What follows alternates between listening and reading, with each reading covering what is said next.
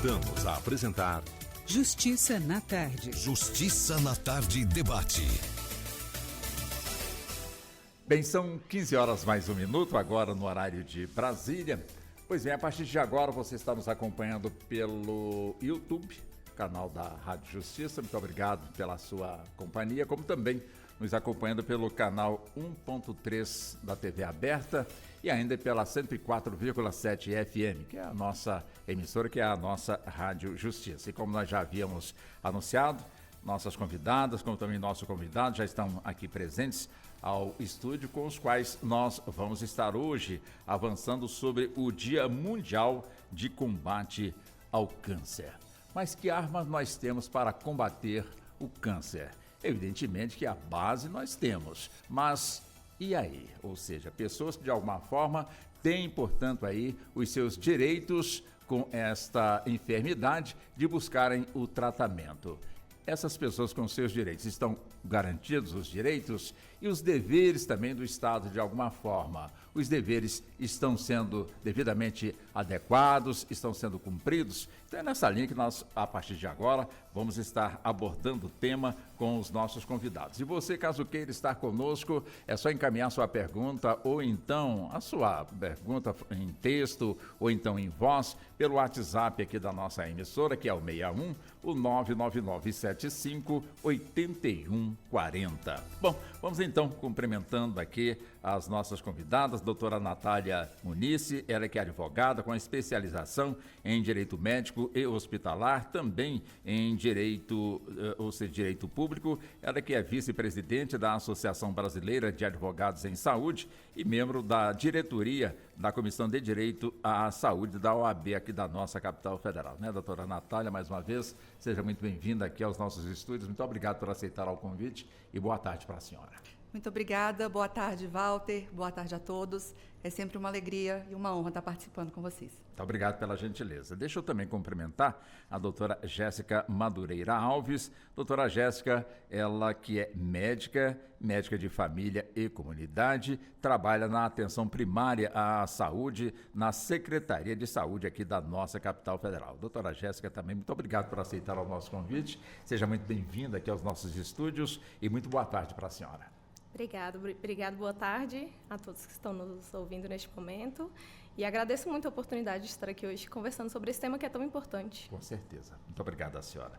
Deixa eu também cumprimentar o doutor Ramiro Nóbrega Santana. Doutor Ramiro é doutor em Direito, é defensor público aqui da nossa capital federal e é membro do Fórum de Saúde do Conselho Nacional de Justiça. Inclusive, ele estava justamente no CNJ, mas, evidentemente, né, que pôde estar também conosco neste momento, nessa entrevista tão importante para o nosso público ouvinte. Doutor Ramiro, é sempre muito bom ter o senhor aqui nos estúdios da emissora, mais uma vez, presente aqui conosco. Muito obrigado, seja bem-vindo sempre e boa tarde para o senhor. Boa tarde, Walter. Agradeço a gentileza do convite. Muito obrigado, então, pela gentileza. Já começo com o senhor, doutor Ramiro, ou seja, evidentemente que temos as pessoas com câncer que têm os seus direitos, como também temos o Estado com os seus deveres. E nesse dia, portanto, mundial de combate ao câncer, quando se fala em combate, evidentemente que nós temos que ter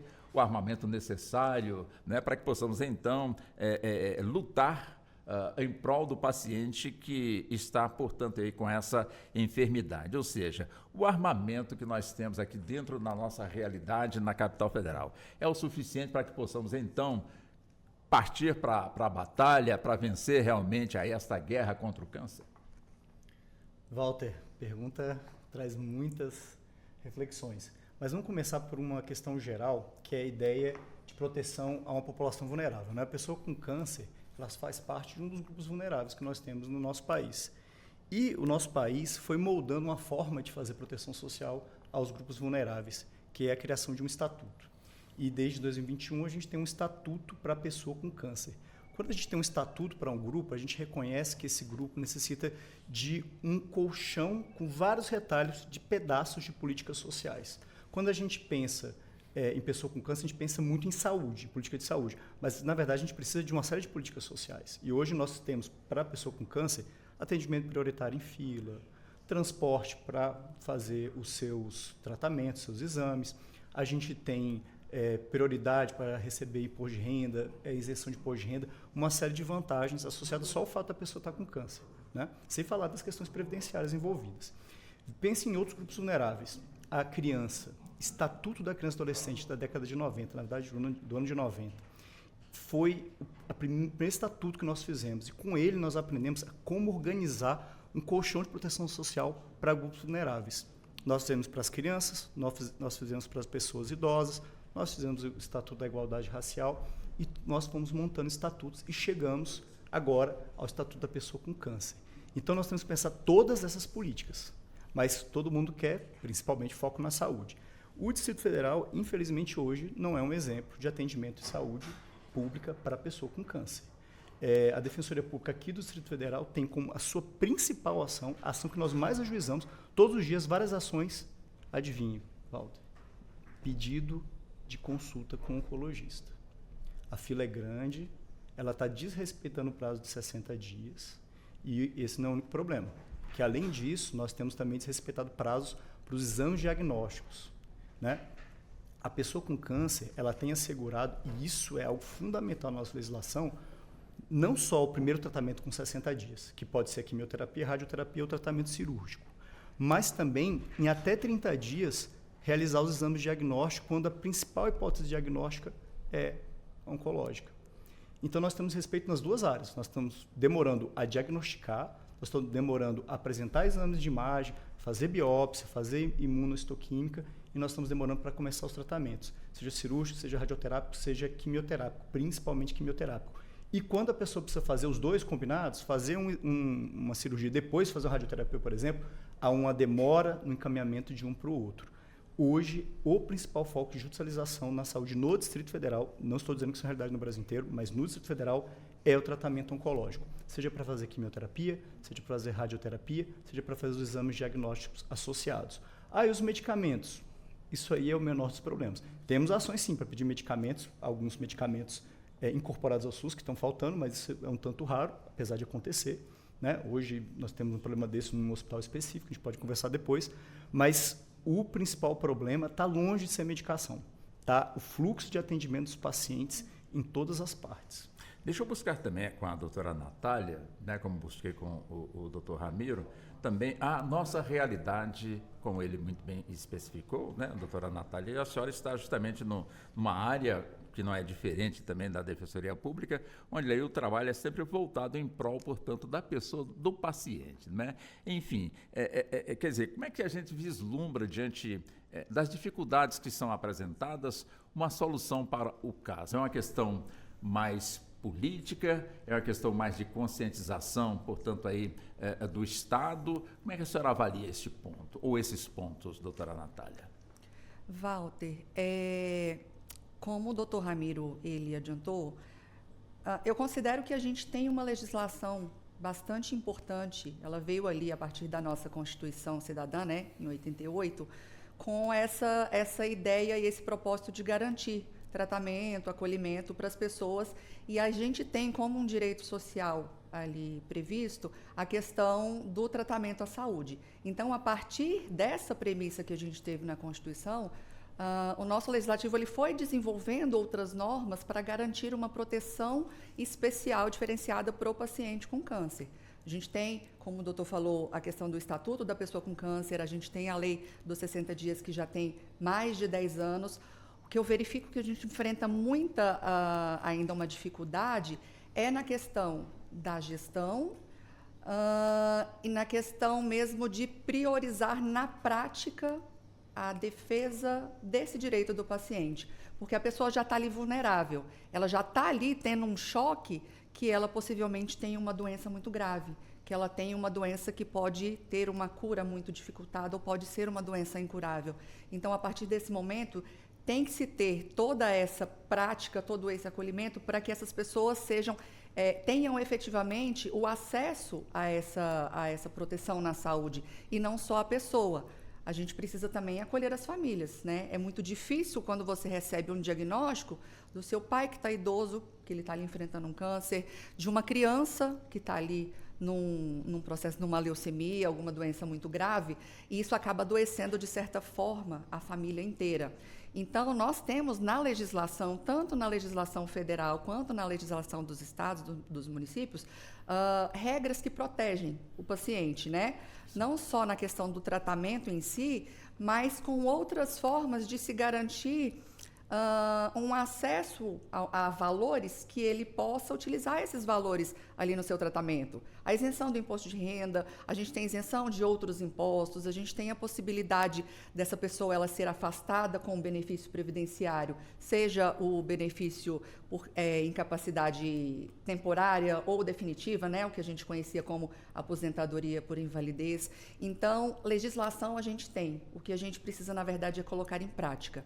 É preocupar e tomar as providências necessárias para que essa legislação ela seja colocada como efetividade na nossa população. Aqui no Distrito Federal a gente tem todas essas dificuldades. O Dr. Ramiro, que na Defensoria atua muito mais com a questão de acesso a esses tratamentos pelo SUS, eu tenho uma atuação muito mais voltada para a questão de operadoras de plano de saúde, mas as dificuldades são inúmeras também. Imagino. Bom, agora chegamos na doutora Jéssica, né? A doutora Jéssica, ela que, como eu disse, né, médica de família e comunidade, trabalha na atenção primária à saúde, na Secretaria de Saúde aqui da nossa capital federal.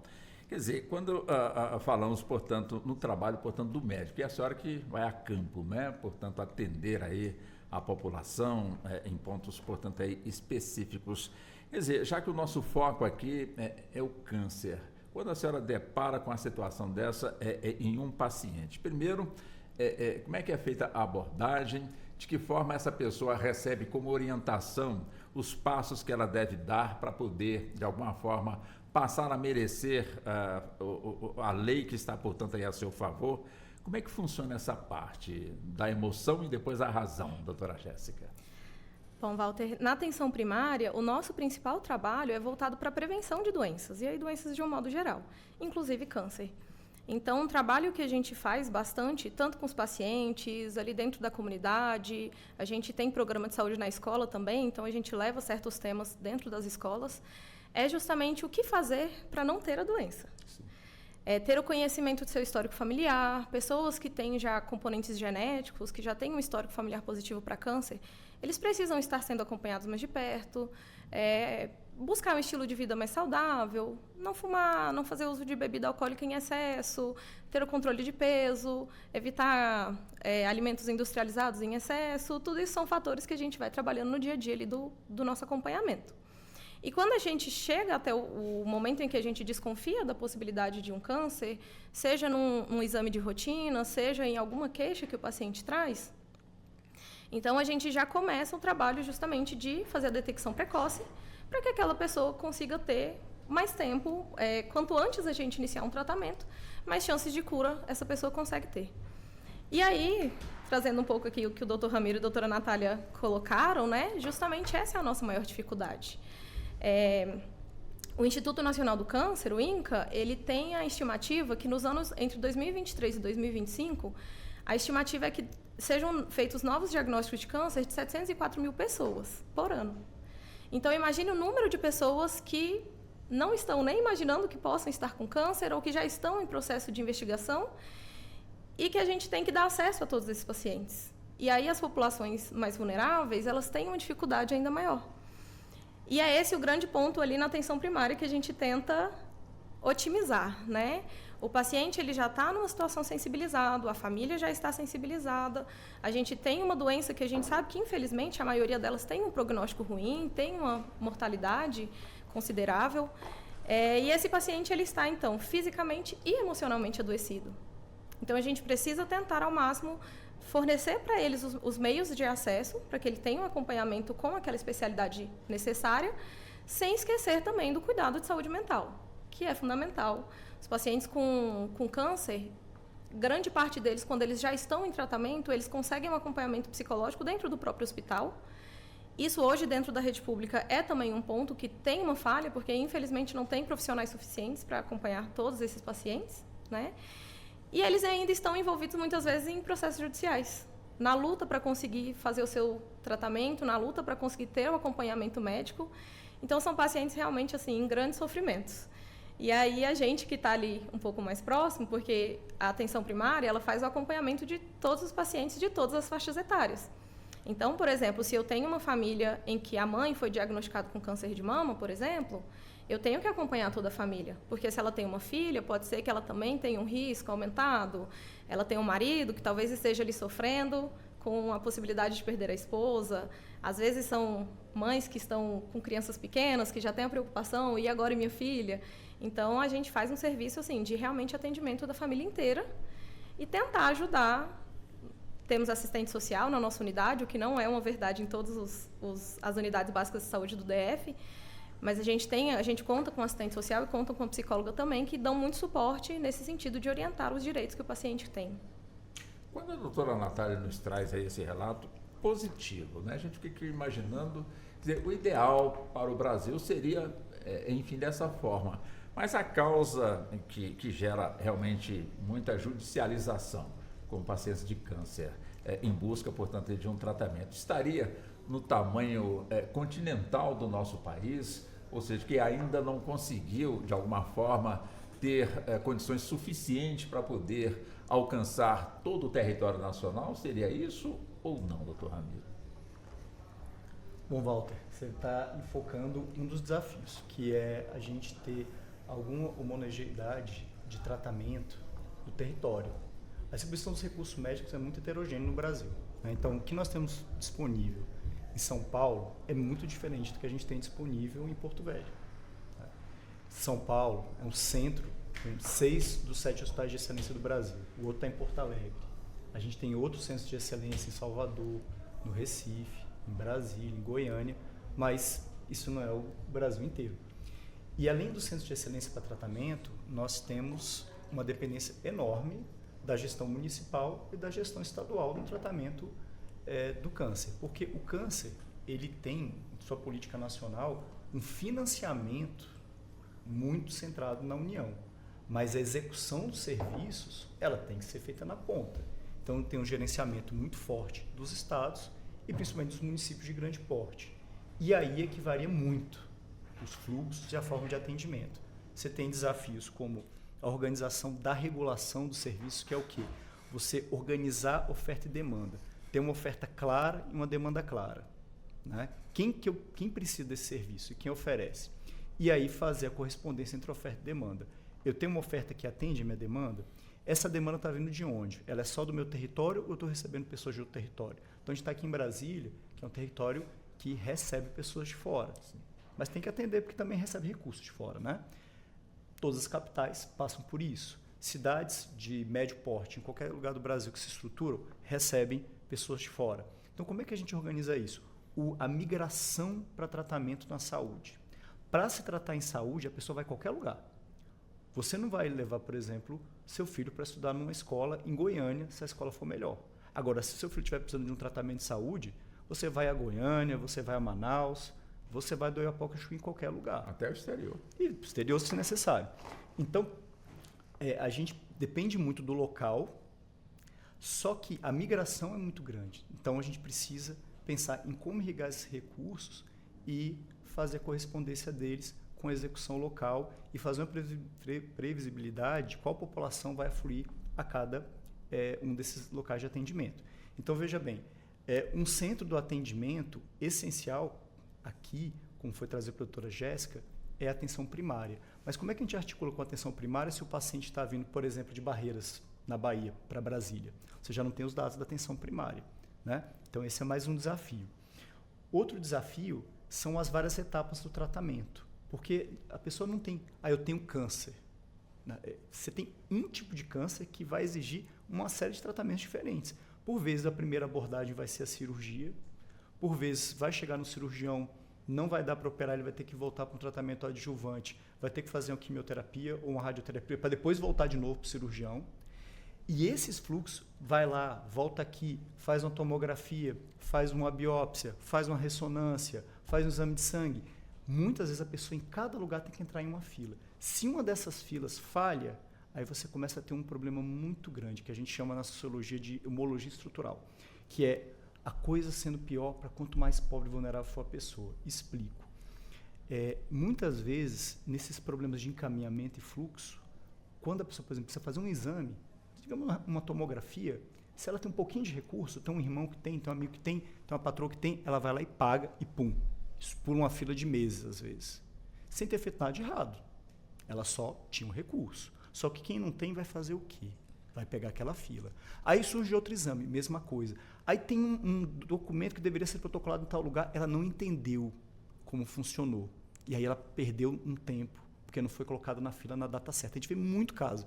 O prazo para atendimento de 60 dias é a partir do resultado da biópsia. Mas a gente vê que a grande maioria dos pacientes tem a biópsia no dia X e a inserção no sistema para entrar na fila, para fazer consulta com o oncologista, com a radioterapia, enfim, qualquer uma das especialidades, muito depois. Por que tem essa demora?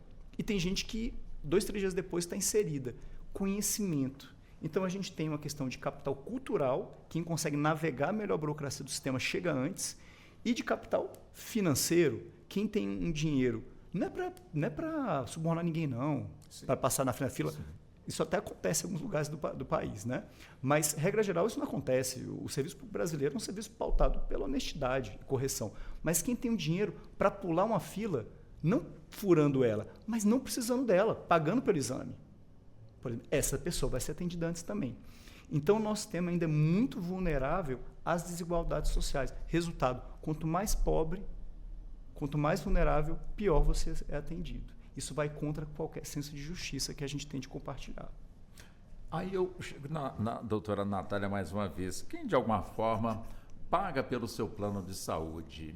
Quer dizer, não depende, portanto, do Sistema Único de Saúde.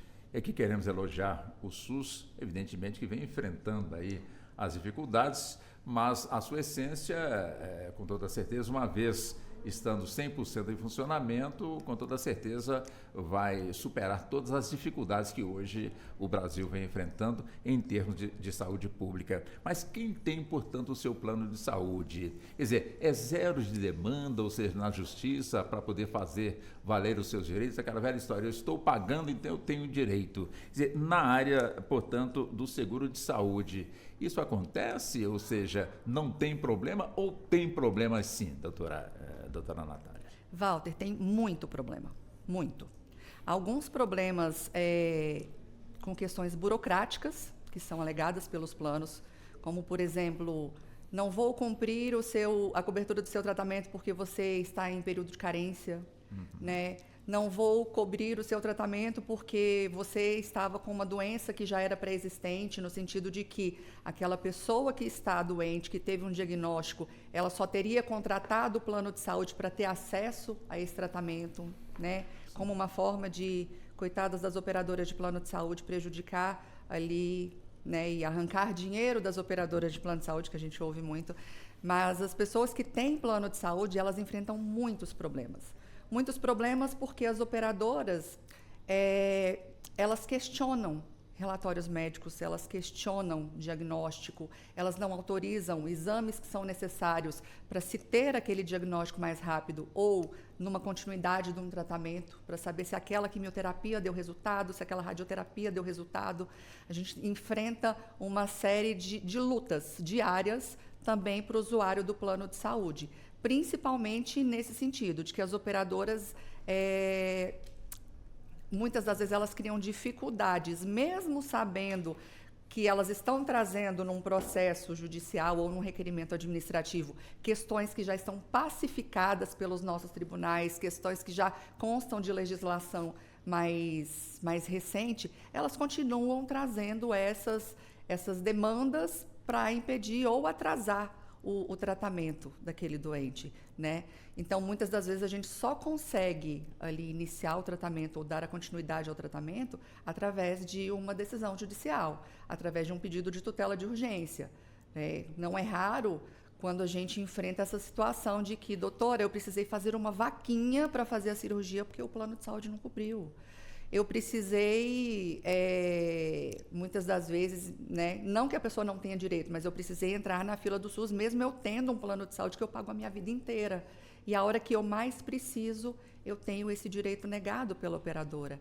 Isso, como a doutora Jéssica falou, afeta não só a questão da saúde dessa pessoa que já está bastante vulnerável, mas a questão da saúde mental. A pessoa ela vai ficar naquela angústia de não saber se ela vai poder fazer o tratamento dela, se ela vai poder continuar aquele tratamento. E muitas das vezes a gente tem uma ruptura desse tratamento no meio do caminho. Eu fiz uma cirurgia, agora eu preciso, né, seguir aqui com uma quimioterapia. Não vou cobrir. Mas por que não vai cobrir? Se está aqui prescrito pelo meu médico, a medicação ela é reconhecida, né? Tem todo um estudo que foi feito, a questão da eficácia desse medicamento, e são inúmeras as desculpas que a gente enfrenta dessas operadoras de plano de saúde e que, infelizmente, a gente só resolve com a medida judicial, né? Então, a gente vem rediscutindo demandas que já foram pacificadas há muito tempo, há muitos anos, há décadas, mas eles insistem, muitas das vezes, nessas desculpas para poder afastar o direito do beneficiário.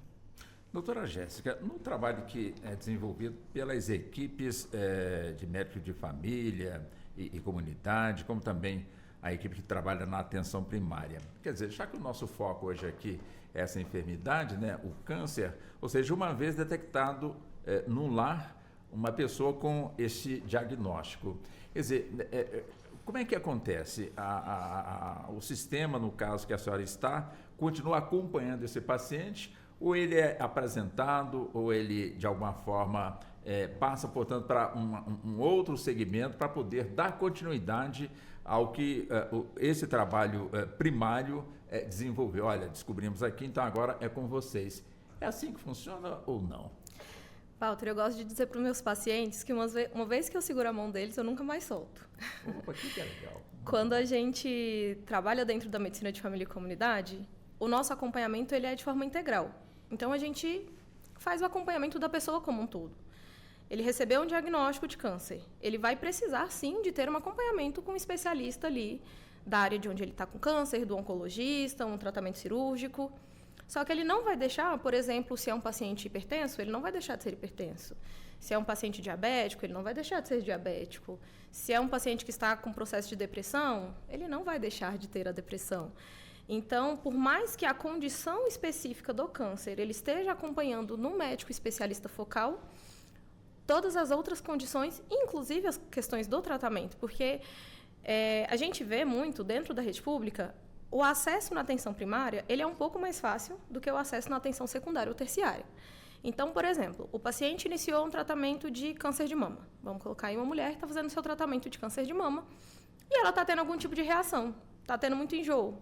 Ela não consegue, com tanta facilidade assim, ir direto até os médicos que fazem o acompanhamento do câncer dela para poder saber o que ela pode tomar de remédio. Mas ela tem um acesso mais fácil lá na atenção primária. Então, eles continuam, sim, tendo acesso ali com a gente, continuam fazendo o acompanhamento, inclusive das outras condições de saúde que ele tem, mas esse encaminhamento para o tratamento específico, ele parte, sim, da atenção primária, né? E aí, inclusive, é um dos pontos em que a gente tem um pouco mais de dificuldade, porque quando eu identifico, fez uma mamografia, veio uma alteração, identifico que é uma suspeita de câncer. Eu preciso encaminhar para mastologista poder acompanhar e fechar o diagnóstico. E muitas vezes essa fila já tem atraso. Eu encaminho, mas o paciente está lá esperando a vaga da mastologia. Ele vai na masto, tem que aguardar a data da biópsia. Ele faz a biópsia, ele tem que aguardar a vaga de retorno da masto para saber agora qual vai ser o tratamento dele. Então, muitas vezes esse paciente está, como o doutor Ramiro bem trouxe, passa do prazo ali que deveria ser regulamentado e ele fica um tanto perdido. E agora o que eu faço? E nesses momentos, geralmente, eles voltam até a gente para dizer: doutor, e aí, como é que está minha vaga? Ficou sabendo de alguma novidade? Vê aí no sistema para mim se tem alguma notícia. Então, a gente nunca deixa de estar acompanhando eles. E eu queria só puxar um gancho aqui na fala, né, até o questionamento que foi feito para a doutora Natália, em relação aos pacientes que usam plano de saúde. Nós, na verdade, somos todos, em algum momento, SUS dependente. Então, mesmo esses pacientes que possuem condição de saúde econômica de pagar por todo o seu tratamento, seja por meio de um plano de saúde, seja pagando diretamente um exame, ele tem, em algum momento, a necessidade do SUS. Por exemplo, se ele é um paciente imunodeprimido e ele precisa fazer vacinas específicas para proteger de outras doenças, é no SUS que ele vai ter essa vacina. Se ele precisa de um tratamento, a gente sabe que os tratamentos quimioterápicos para o câncer, eles têm um preço muito alto, né? Tem um custo elevado.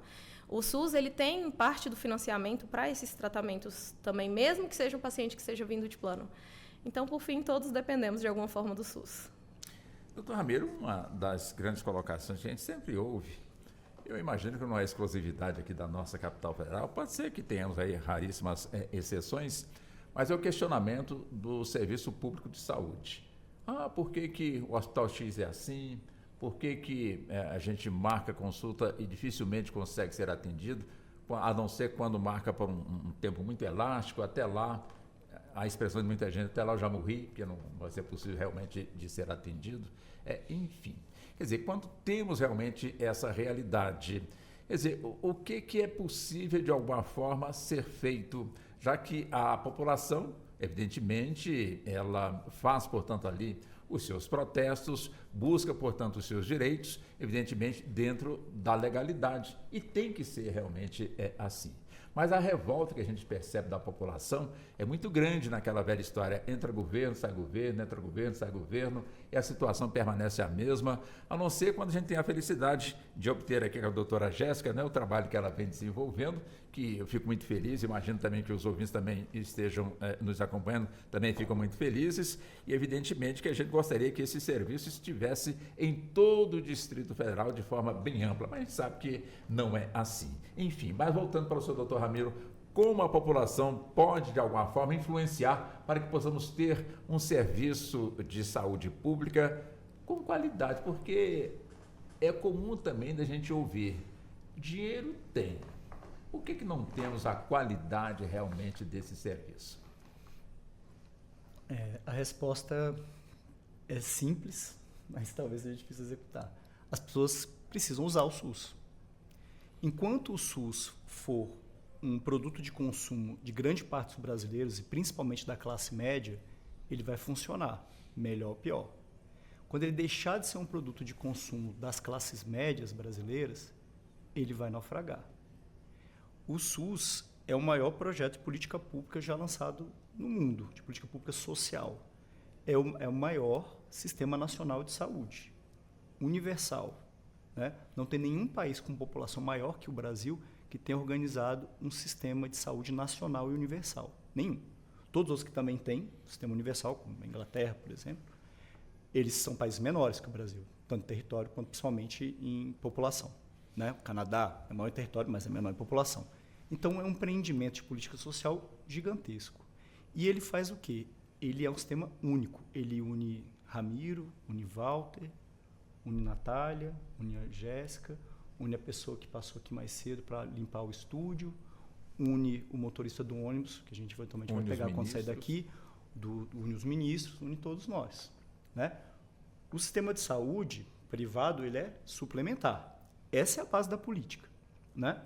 Agora, interessante, esse não é o único aspecto social da nossa vida, a saúde. Tem outros. Tem o transporte, tem a educação. Segurança. Nesses outros, segurança, nós já fizemos uma cisão muito clara entre classe média e classes populares. O filho da classe média estuda em escola privada. O filho da classe popular estuda em escola pública. A pessoa da classe popular pega ônibus. A pessoa, ou uma moto numa condição não muito segura, né? A doutora Jéssica deve saber bem. E quem está na classe média tem o seu carro. E por aí a gente vai.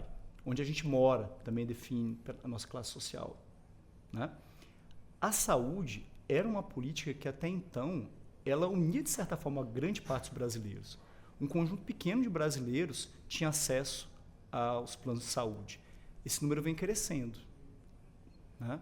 Reduziu um pouquinho na pandemia, mas logo retomou, e é uma separação que marca mais ou menos 1/4 dos brasileiros de um lado e 3/4 do outro. Mas não marca tão bem, porque boa parte desses planos são planos de baixa cobertura, e na hora do vamos ver, a doutora Jéssica deve saber, a doutora Natália deve saber, deixa a pessoa na mão. A quantidade de pessoas que nós atendemos que tem plano de saúde, mas são planos de saúde só ambulatoriais, ou cobre internação de até 12 horas. Chega na 13ª hora, a pessoa está na mão. Chega para fazer uma cirurgia, para tratar um câncer, a pessoa está na mão. Então, tem um grupo muito pequeno de brasileiros hoje que não depende tão grandemente do SUS. A grande maioria depende. Então, o SUS ainda está de pé e funciona muito bem em vários lugares. Né? Eu estou falando de um problema situado em Brasília em uma parte, mas é uma política pública grandiosa, né? E que segurou o Brasil durante a Covid. Né? Ele está de pé porque a classe média ainda confia no SUS, mas pouco a pouco essa confiança é abalada por questões de subfinanciamento, problemas de gestão, falta de planejamento para a formação de mão de obra para o SUS. Hoje é muito difícil contratar médico. Se abre um concurso para várias especialidades, psiquiatria, pediatria, anestesia, você não consegue contratar os profissionais.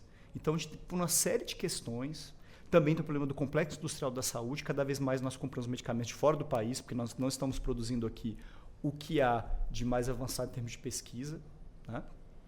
Então, isso pouco a pouco está diminuindo a confiança dos brasileiros e brasileiras nesse sistema. Todo defensor público que se preza já fez direito de família, já fez família. E quando a gente está discutindo lá a pensão do seu João e Dona Maria, lá para o Felipe, é muito comum. Se tem um dinheirinho a mais, fala, e o plano de saúde da criança? Não vai pagar? Vai deixar a criança no SUS? Ora, agora é ruim ter o SUS? Então, pouco a pouco a gente percebe, no dia a dia das pessoas, essa perda de credibilidade do sistema. Só que isso vai ser nossa ruína, porque nós não temos desenvolvimento econômico, nem social. Nós somos um país muito desigual e que está empobrecendo e envelhecendo. Nós não vamos conseguir dar plano de saúde de qualidade para todo mundo. O tipo de serviço de saúde, organização de serviço de saúde que você consegue fazer mais por menos é o sistema universal. E é o que nós temos. Mas cada vez mais, se eu trabalhei na minha tese de doutorado, nós estamos migrando para um modelo parecido com o norte-americano, de segmentação. Se você pode pagar muito, você vai contratar um plano muito bom. Se você pode pagar mais ou menos, você vai contratar um plano mais ou menos. Você pode pagar quase nada, você vai pegar o pior plano de saúde. E se você não puder pagar praticamente nada, você vai ter o restinho que é o que o governo vai dar. Esse é o risco que a gente corre hoje. A gente trazer para o Brasil, que é um país pobre, o modelo de saúde norte-americano. Só que eles são ricos e produzem a maior parte dos medicamentos que eles utilizam. Nós não. Então, nós precisamos muito que a classe média continue utilizando o SUS e coloque sua força política para que o SUS melhore, porque se ele cair, nós vamos ter um problema social enorme no nosso país. A doutora Natália levantou um ponto aí interessante, como o senhor também, como também a doutora Jéssica, ou seja, enfim, temos, portanto, os planos de saúde, quem tem, mas em alguma situação ela recorre, portanto, ali ao SUS.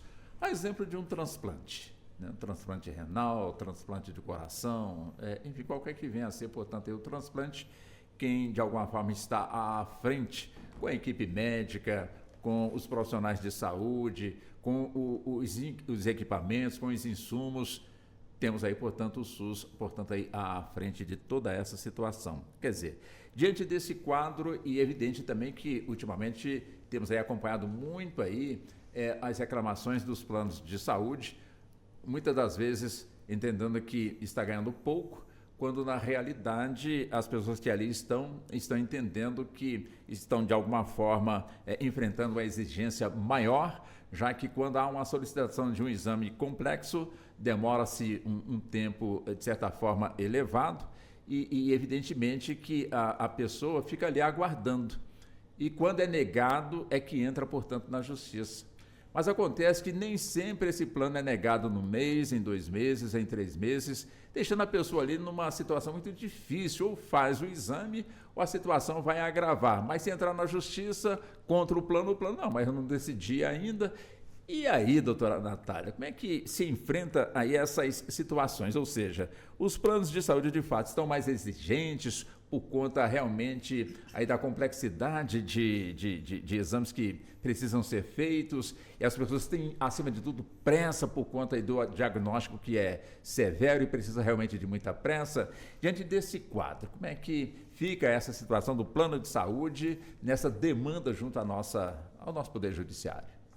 Walter, um problema que a gente enfrenta muito, com muita frequência em relação às operadoras, é essa questão da exigência, porque a operadora entende que ela tem 21 dias, às vezes úteis, para poder dar uma resposta para aquele paciente na liberação de um procedimento ou de um exame.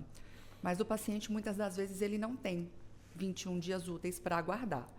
O que a gente sempre analisa é a necessidade imediata, a necessidade urgente de realizar aquele exame, de realizar aquele procedimento. E quem vai dizer essa urgência, essa imediatidade, é o médico. O médico, ele é a autoridade competente para dizer e prescrever aquele procedimento, aquele exame, né? E qual que é o problema que o usuário do plano de saúde ele enfrenta? Muitas das vezes entra em contato com a operadora, por quê? Porque eu preciso fazer essa solicitação administrativa para ter uma negativa ou uma ausência de resposta, para depois, então, eu entrar com um processo judicial, ou ele busca a ANS. Ele faz um registro de uma notificação na ANS. A ANS dá 10 dias para o plano responder. Então, ali, ele já está tendo um atraso que, muitas das vezes, a saúde dele não permite que ele tenha um atraso. Uma situação que, assim, ficou muito marcante no início da minha advocacia com a defesa de pacientes foi uma senhora que ela era diabética, ela começou a apresentar um pequeno roxinho num dedinho do pé. E o plano de saúde demorou 8 dias para liberar o exame. Ela perdeu o dedo, ela perdeu o pé, ela perdeu a perna, essa senhora. A operadora, de um exame que custava, à época, R$4.000. A operadora foi condenada ao pagamento de R$80 mil de multa num procedimento da ANS e mais quase R$200 mil para a paciente indenização judicial, para um exame que custava R$8 mil. E não é a Natália está tratando aqui só da questão financeira. Não, ela perdeu a perna dela, uma senhora, que ela poderia ter tido um diagnóstico ali mais rápido e ter, de alguma forma, começado um tratamento que impedisse ela de sofrer amputação, né? Então, toda essa exigência de prazo, de eu precisar ter essa reclamação antes na operadora de plano de saúde, isso tudo causa muita angústia, isso causa prejuízo ao tratamento. Então, o que a gente tem? Eu tenho uma orientação do médico, uma solicitação para realizar um exame, para fazer um procedimento. Entrei em contato com a operadora do plano de saúde. Esses procedimentos que são de urgência e emergência, eles têm que ser liberados imediatamente. Se eu estou num hospital e o hospital fala assim, olha, a sua operadora não está autorizando, então você precisa pagar para fazer, está errado também. Além da operadora, está errado o hospital. O hospital não pode exigir pagamento prévio, não pode exigir cheque calção, não pode exigir nada para fazer aquele procedimento se a gente está num caso de urgência e emergência. Então, se eu tenho essa ausência de resposta, eu tenho uma negativa tácita da operadora, o que já me permite entrar com um processo judicial com um pedido de tutela de urgência para que a gente possa proceder com esse tratamento, evitando prejuízos para o paciente. Doutora Jéssica, quer dizer, o médico, quando ingressa no serviço público, evidentemente que sabe que, de alguma forma, o salário não vai ser igual a de quem ingressa, portanto, numa rede privada. Vai ser totalmente diferente, para menos, com toda certeza. E a pergunta é justamente essa. O médico, quando quer realmente se dedicar, portanto, aí, à saúde pública, aos hospitais públicos, seria um sacerdócio? Bom, Walter, aí eu vou responder por mim, né? Eu não sei quanto aos colegas, mas é um pouco do que eu vejo. Os médicos que atuam na rede pública são médicos que atuam realmente por amor à profissão e amor aos seus pacientes. São aqueles médicos que, no dia que formaram e fizeram o juramento de zelar pela vida do próximo, de não fazer dano, eles realmente querem isso, eles enxergam naquela pessoa alguém que realmente precise de cuidado. Dr. Ramiro estava comentando sobre a questão de concurso público, que hoje no DF a gente até tem concurso, mas a adesão é muito baixa. E realmente porque uma das coisas que mais frustra no nosso dia a dia não é tanto o salário. É claro, a gente não pode ser hipócrita de dizer que o salário não importa, porque a gente precisa das questões financeiras para várias questões, para vários pontos da nossa vida. Mas a gente lida com a situação em que a gente não tem um salário tão adequado, a gente tem condições de trabalho muito precárias, a gente lida justamente com a dificuldade de dar acesso ao paciente da forma como ele merece, a gente lida com um paciente que está em sofrimento por uma doença que às vezes foi diagnosticado precoce, mas ele não consegue ter acesso ao tratamento. Então, a gente está acompanhando ali uma pessoa que a gente vai criando um laço, né?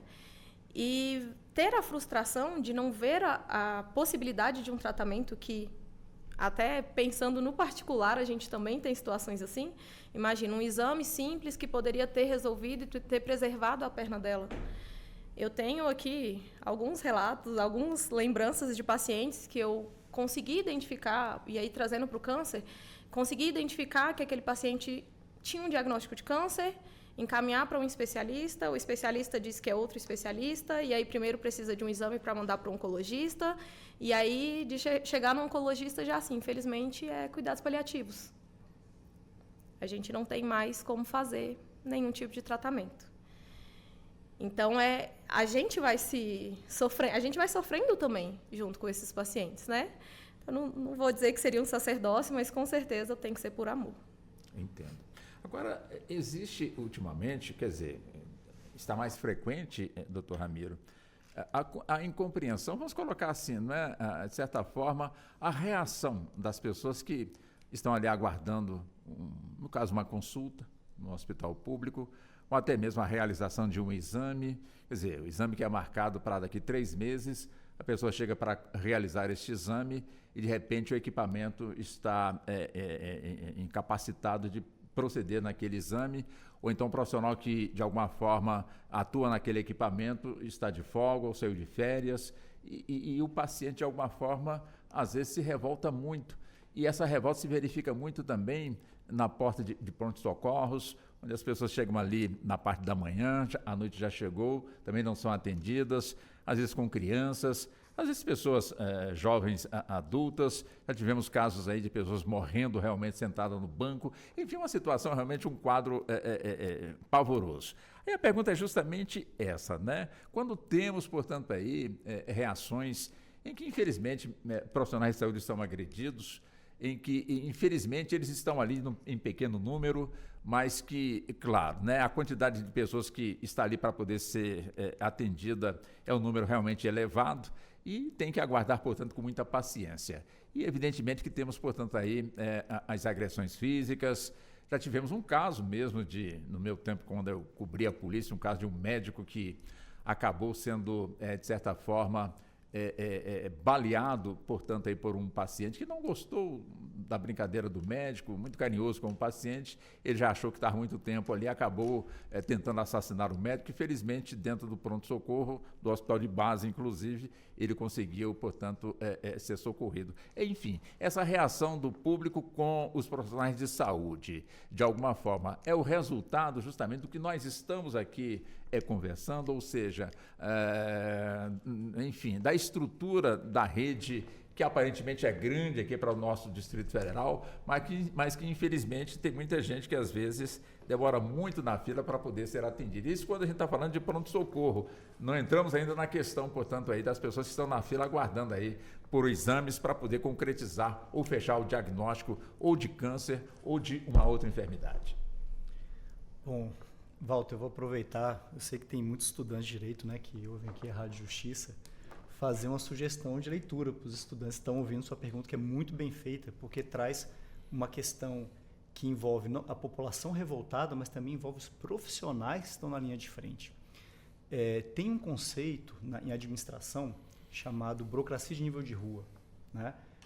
Melhor pesquisar em inglês, né? Street Level Bureaucracy, mas burocracia de nível de rua você encontra muita produção.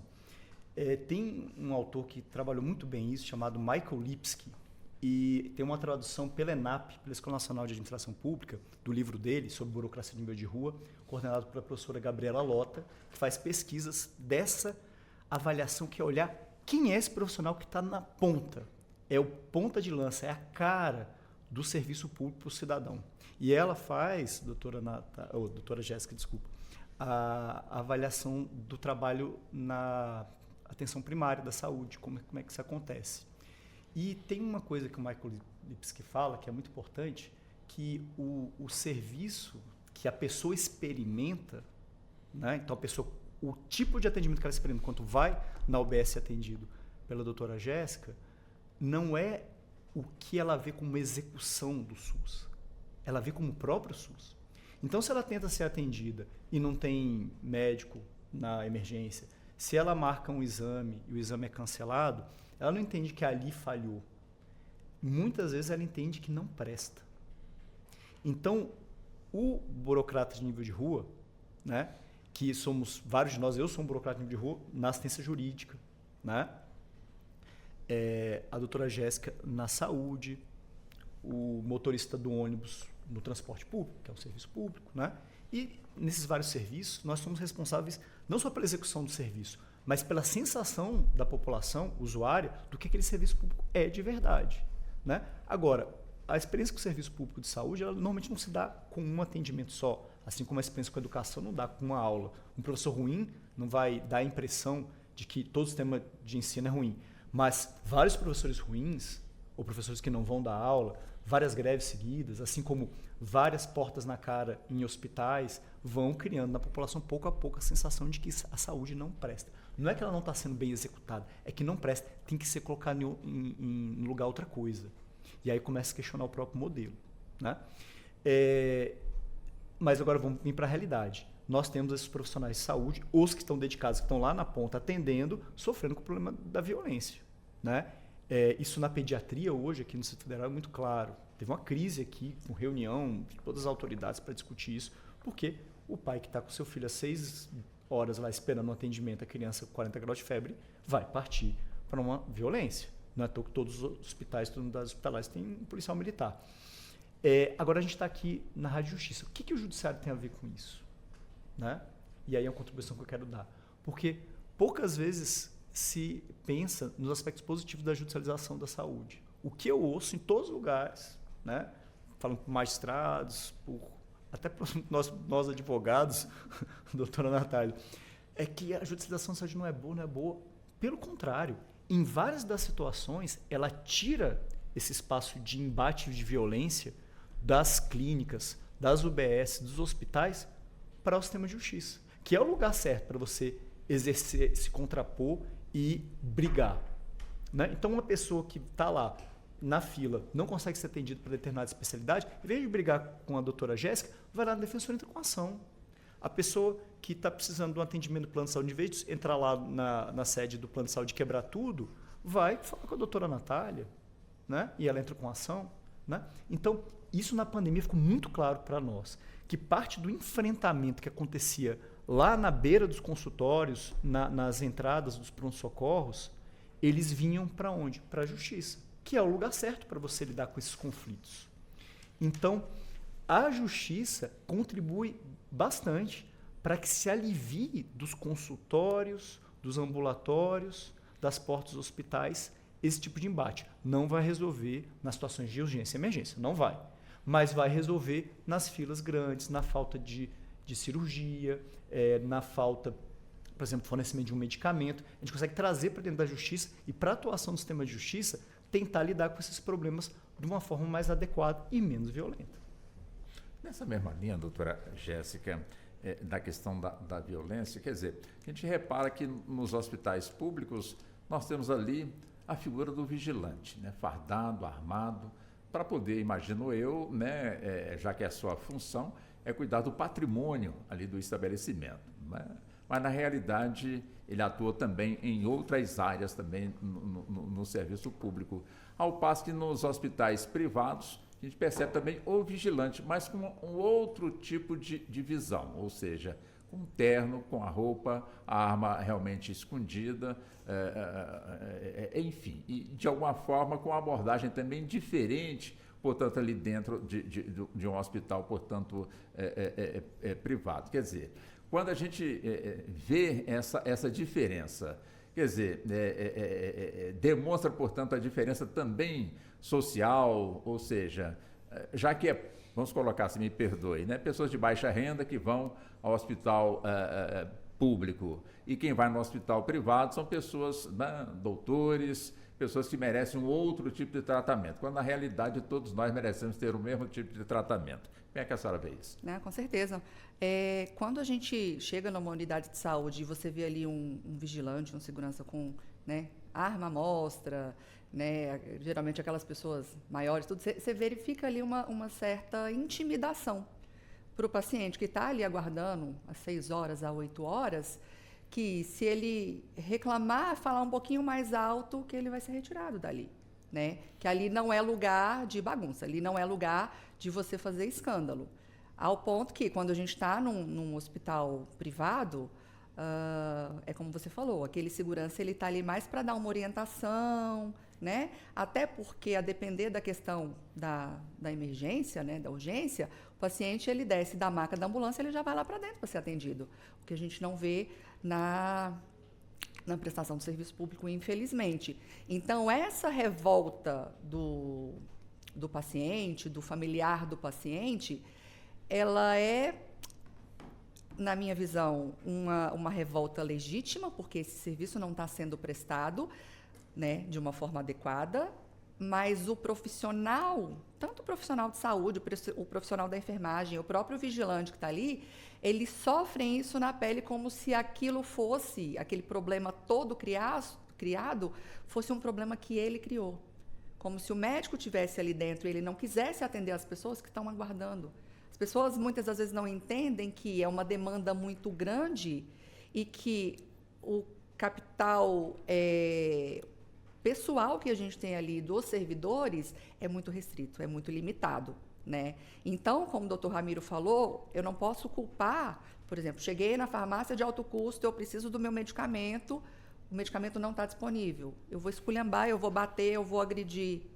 A pessoa que está ali no atendimento chega a ser absurdo. Mas a depender da questão, assim, a gente precisa analisar, né, todo mundo que está ali envolvido, a depender da situação do seu desespero, o seu filho que está ali passando muito mal, está a ponto de desmaiar, você acaba perdendo a razão.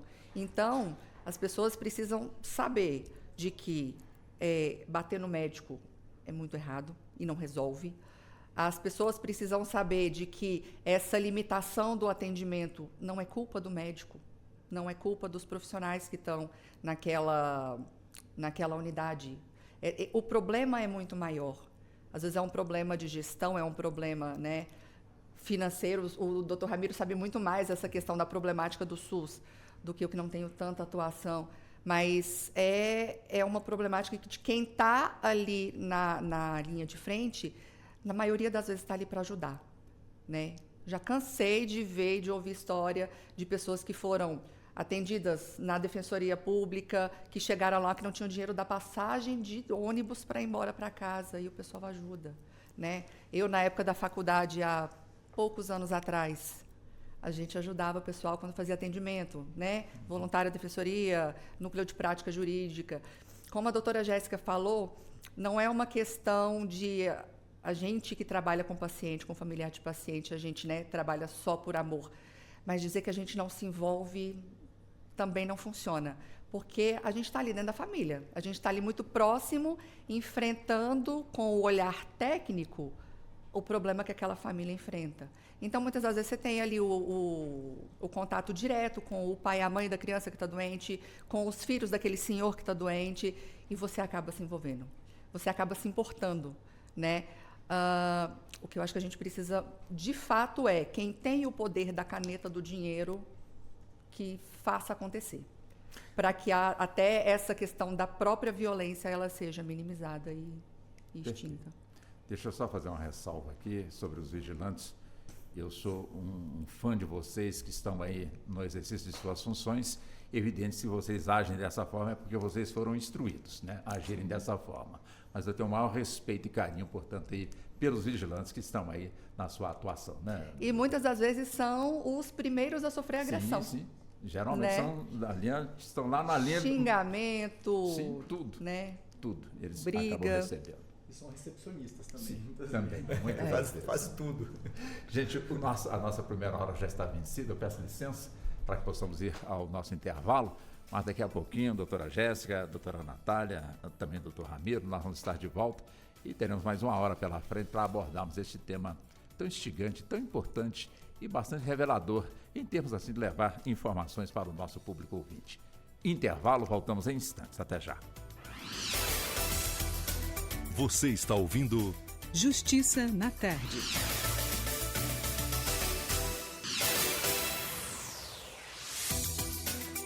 Voltamos a apresentar Justiça na Tarde. Justiça na Tarde Debate. E vamos nós, são agora 16 horas mais 4 minutos, seguimos em frente aqui com o debate no Justiça na Tarde. hoje é o Dia Mundial de Combate ao Câncer. E conosco aqui nos estúdios estamos, portanto, com o Dr. Ramiro Nóbrega Santana, que é doutor em Direito, defensor público do DF e membro do Fórum de Saúde do Conselho Nacional de Justiça. Também conosco a doutora Natália Munici, ela que é advogada com especialização em Direito Médico e Hospitalar, também em Direito Público. É vice-presidente da Associação Brasileira de Advogados em Saúde e integra a diretoria de Comissão de Direito à Saúde da OAB aqui da nossa capital federal. E também estamos com a médica, a doutora Jéssica Madureira Alves, ela que é médica de família e comunidade e trabalha na atenção primária à saúde na Secretaria de Saúde aqui da nossa capital federal.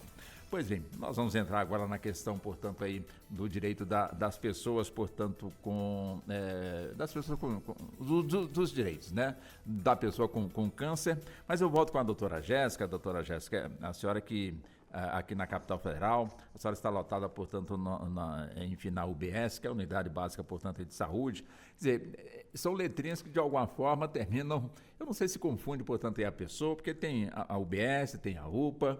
Porque alguns anos atrás, eu acho que a senhora não era nem nascida, a gente tinha os prontos-socorros, aliás, a gente tinha o posto de saúde, né, colocar dessa forma assim, e depois já chegava, portanto, nos hospitais, e quando era um assunto mais complexo, a gente tinha um hospital de base, ou então o hospital, portanto, aí o Agarram. Ou seja, mas hoje nós temos, portanto, aí o BS, temos UPA, enfim. Quer dizer, as pessoas sabem identificar perfeitamente a UBS com a UPA, também com o hospital regional, né, o hospital de base. Ela sabe primeiro para onde ela deve ir, para depois, lá no primeiro atendimento, ela ser orientada, portanto, dependendo do seu caso, dependendo, vamos colocar aqui, né, um diagnóstico suspeito um diagnóstico de câncer, quer dizer, ela recebe esse conjunto de informações ou não é bem assim?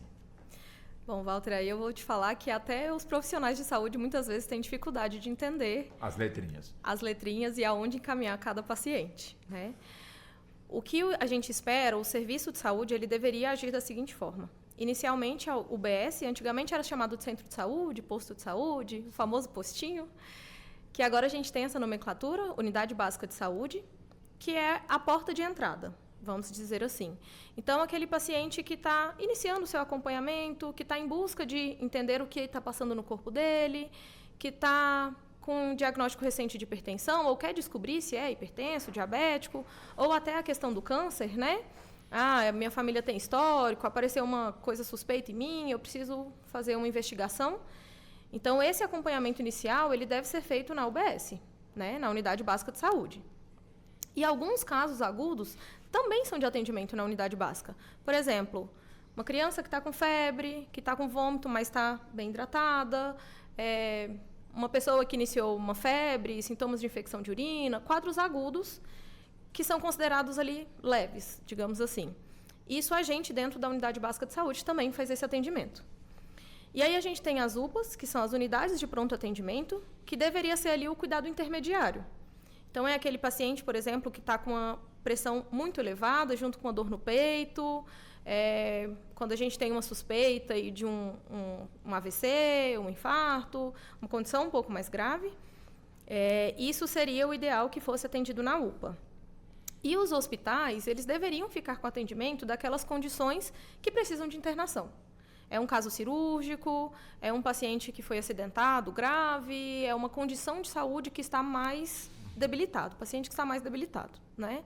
Hoje, o que a gente vê, muitas vezes, e aí por falta de informação realmente, tanto dos profissionais de saúde quanto da falta de conhecimento dos pacientes, muitas vezes, por exemplo, a criança está com febre que começou ontem à noite, mas está bem, está brincando, não tem sinais de desidratação, ele vai direto para a emergência de pediatria. Não. O lugar dele ir é na Unidade Básica de Saúde. A gente faz esse tipo de atendimento. E aí, o interessante também é que dentro da atenção primária, tanto os médicos quanto os enfermeiros, eles são capacitados para atender e prescrever. Então, o enfermeiro, ele pode, por exemplo, prescrever um antibiótico em condições específicas, ele pode prescrever o tratamento de asma, ele pode, em algumas situações, até iniciar um tratamento de hipertensão, por exemplo. Dentro de hospital, normalmente, nem sempre o enfermeiro faz atendimento e prescrição, mas na atenção primária eles são capacitados para isso. Então, a gente tenta muito fazer a conscientização tanto dos profissionais quanto dos pacientes para eles entenderem, porque se a gente conseguisse ter realmente esse fluxo, inclusive, quando foi, se eu não me engano, tem 6, 7 anos que foi feita a reformulação dos atendimentos, porque antes a gente tinha dentro do centro de saúde o pediatra, o ginecologista e o clínico geral. E aí foi feito um processo de mudança justamente para, agora não é centro de saúde, agora é unidade básica de saúde, é o acompanhamento de estratégia de saúde da família. E aí é você tirar o pediatra e colocar na emergência, que é o local onde tem maior necessidade, e deixar o médico de família. E aí a medicina de família e comunidade é uma especialização médica, então eu fiz 2 anos de residência dentro dessa especialidade, e dentro da nossa especialização nós somos capacitados para atender da criança ao idoso, todas as áreas, não importa gênero, sexo, cor, todo mundo a gente faz o atendimento lá, que é justamente para tentar desafogar os hospitais, né? É um estudo que ainda precisa melhorar em Brasília, a gente ainda precisa conversar mais com a população sobre isso. E aí eu aproveito até para trazer um gancho, algo que o Dr. Ramiro trouxe aqui, sobre quando a gente tem esse paciente que está precisando de ter um acesso a um tratamento, por exemplo, e ele consegue, porque ele tem uma condição econômica, ele consegue pagar um exame e consegue ter um acesso. E aí, Walter, você teve uma fala que falou assim, todos nós merecemos ser tratados com igualdade. Na verdade, nós merecemos ser tratados com respeito e dignidade. Mas o nosso tratamento no SUS, um dos princípios do SUS, ele deve ser com equidade. Ou seja, quem precisa mais, merece mais atenção. Quem precisa menos, não é que não tenha que ter atenção, mas ele não precisa de ser urgentemente atendido. E essa é uma ideia que a gente precisa aprender também dentro da classificação de risco. Então, se eu chego com um paciente que está aparentemente bem, mas ele está com uma pressão de 220 por 100, por exemplo, com uma precordialgia, né, com uma dor no peito, e eu tenho uma criança que está super esperta e está com uma febre de 38, mas está ótimo, brincando, eu vou dar prioridade para esse paciente que está com a pressão elevada e uma dor no peito, porque o caso dele é mais grave. Então, ele precisa de um atendimento mais rápido. Assim como os pacientes, e aí trazendo aqui para o tema do câncer, esses pacientes que estão em condições de vulnerabilidade social, eles deveriam, não é assim que acontece, mas eles deveriam, de uma certa forma, ter uma prioridade. Por exemplo, eu preciso de fazer um exame de biópsia. Talvez o paciente que tenha mais condição, ele tem como pagar e chegar direto no tratamento. Enquanto esse paciente que não tem condição, ele vai ficar na fila esperando muito tempo. Então, se a gente fosse pensar no princípio da equidade, ele deveria, inclusive, ter uma prioridade em relação a isso. Inclusive, os médicos aqui de Brasília que estão aí na área de família e também comunidade, fizeram um movimento justamente no sentido de melhorar, portanto, as condições de trabalho para que essa melhora pudesse favorecer ao público-alvo. Foi mais ou menos isso, doutora Jéssica? Isso. A gente teve um movimento de greve em setembro do ano passado, de 2024, onde surgiu um movimento chamado Valorize o Médico do SUS. Inclusive, temos um Instagram que a gente divulga algumas notícias, né, sobre a medicina do DF. E esse movimento foi um movimento grevista justamente para tentar mostrar para a população, nós estamos lutando por vocês. Nós estamos aqui lutando porque... Não é lutando por salário, não, né? O salário entra, claro, não deixou de sair da pauta, mas não era a nossa prioridade. Sim. Nós não tivemos a pauta salarial, que inclusive foi divulgado por algumas questões, assim, foi divulgado que nós estávamos lutando por um aumento absurdo e que médico já ganha tão bem, para que está pedindo aumento, né? Só que sim, entrou na pauta salarial, mas os nossos principais pontos a gente tem hoje hospitais que com frequência tem infestação de ratos e baratas. A gente tem teto de unidade básica de saúde caindo, a gente tem período de chuva que alaga o corredor dos pacientes, a gente tem pacientes internados em cadeira de praia, porque ele leva aquelas cadeirinhas, né, dobráveis, ele leva de casa porque senão ele ficaria no chão. A gente tem condições de atuação para os profissionais de saúde hoje, assim, muito precárias. E aí, quando a gente, até trazendo a pauta do que foi falado no bloco anterior, a questão da segurança, você imagina uma pessoa que está adoecida, que está passando por um problema de saúde, e às vezes ela não sabe se o caso dela é grave ou se não é grave, porque ele é leigo, ele está buscando justamente uma orientação médica. Ele já chega estressado, ele está nervoso, ele está receoso, ele está com medo, e aí ele depara com uma condição um local que não é receptivo. Ele não tem uma cadeira adequada para sentar, ele não tem um bebedouro, ele não tem um banheiro decente. E o profissional que está lá dentro, ele está, pensando no caso dos médicos no hospital, ele está de plantão, às vezes um plantão quase que saído do outro. A gente, dentro da unidade básica de saúde, nós fazemos, normalmente, são 10 horas por dia, então a gente faz 40 horas semanais, que é bastante tempo do nosso dia a dia ali dentro da unidade básica. E a gente lida com as mesmas frustrações que os pacientes lidam também. Eu já passei por situação que a gente não tinha papel higiênico, que a gente tinha que levar da nossa casa. Na época da pandemia, a gente passou um período sem álcool gel, então a gente tinha que levar das nossas casas. A gente também está no momento de sofrimento ali, a gente também está estressado, a gente também tem problema familiar, a gente também tem problema fora do trabalho. E essas duas pessoas se encontram. É um profissional que já está estressado, é um paciente que já está estressado e adoecido. E aí é quando os maiores conflitos acontecem. É o paciente que chega gritando porque ele quer ser atendido. Enquanto isso, o médico lá dentro que também está cansado e também acha que ele merece ser atendido, né? Que o paciente precisa mesmo de ter acesso, de ter o tratamento que ele merece e que não consegue nada disso. Principalmente durante a pandemia, a gente vivenciou assim, um clima muito hostil das pessoas com os profissionais de saúde por conta de um desgaste. E foi um desgaste mental para todos nós, né? Então, quando a gente iniciou esse movimento da greve, né, e aí eu digo a gente, que não que eu tenha iniciado, mas eu estava junto, eu lutei todos os dias ali, porque eu acredito muito no SUS. E eu tenho a esperança de ver um SUS que um dia vai ser a menina dos olhos, né? E que vai poder dar ali, seja o paciente que tem muita condição ou pouca condição, mas vai dar direito a ele a ter o tratamento que ele merece. E a gente, dentro desse movimento, conversava muito com a população e tentava mostrar isso para eles.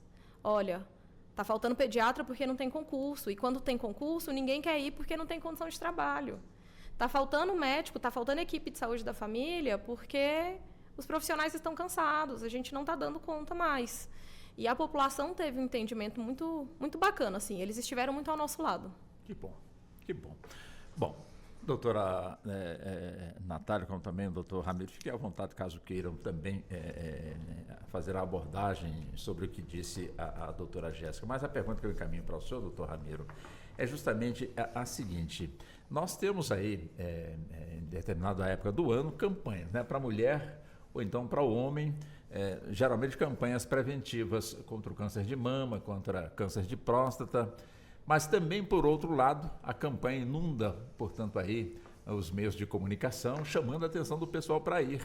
Só que o pessoal vai, mas não encontra realmente aquele atendimento que aparentemente seria muito fácil. Chega, preenche a sua ficha, você vai ser atendido e vai ser submetido aos exames preventivos para ver como está a sua saúde, principalmente em relação ao câncer, ao diagnóstico de câncer. Quer dizer, isso não acontece.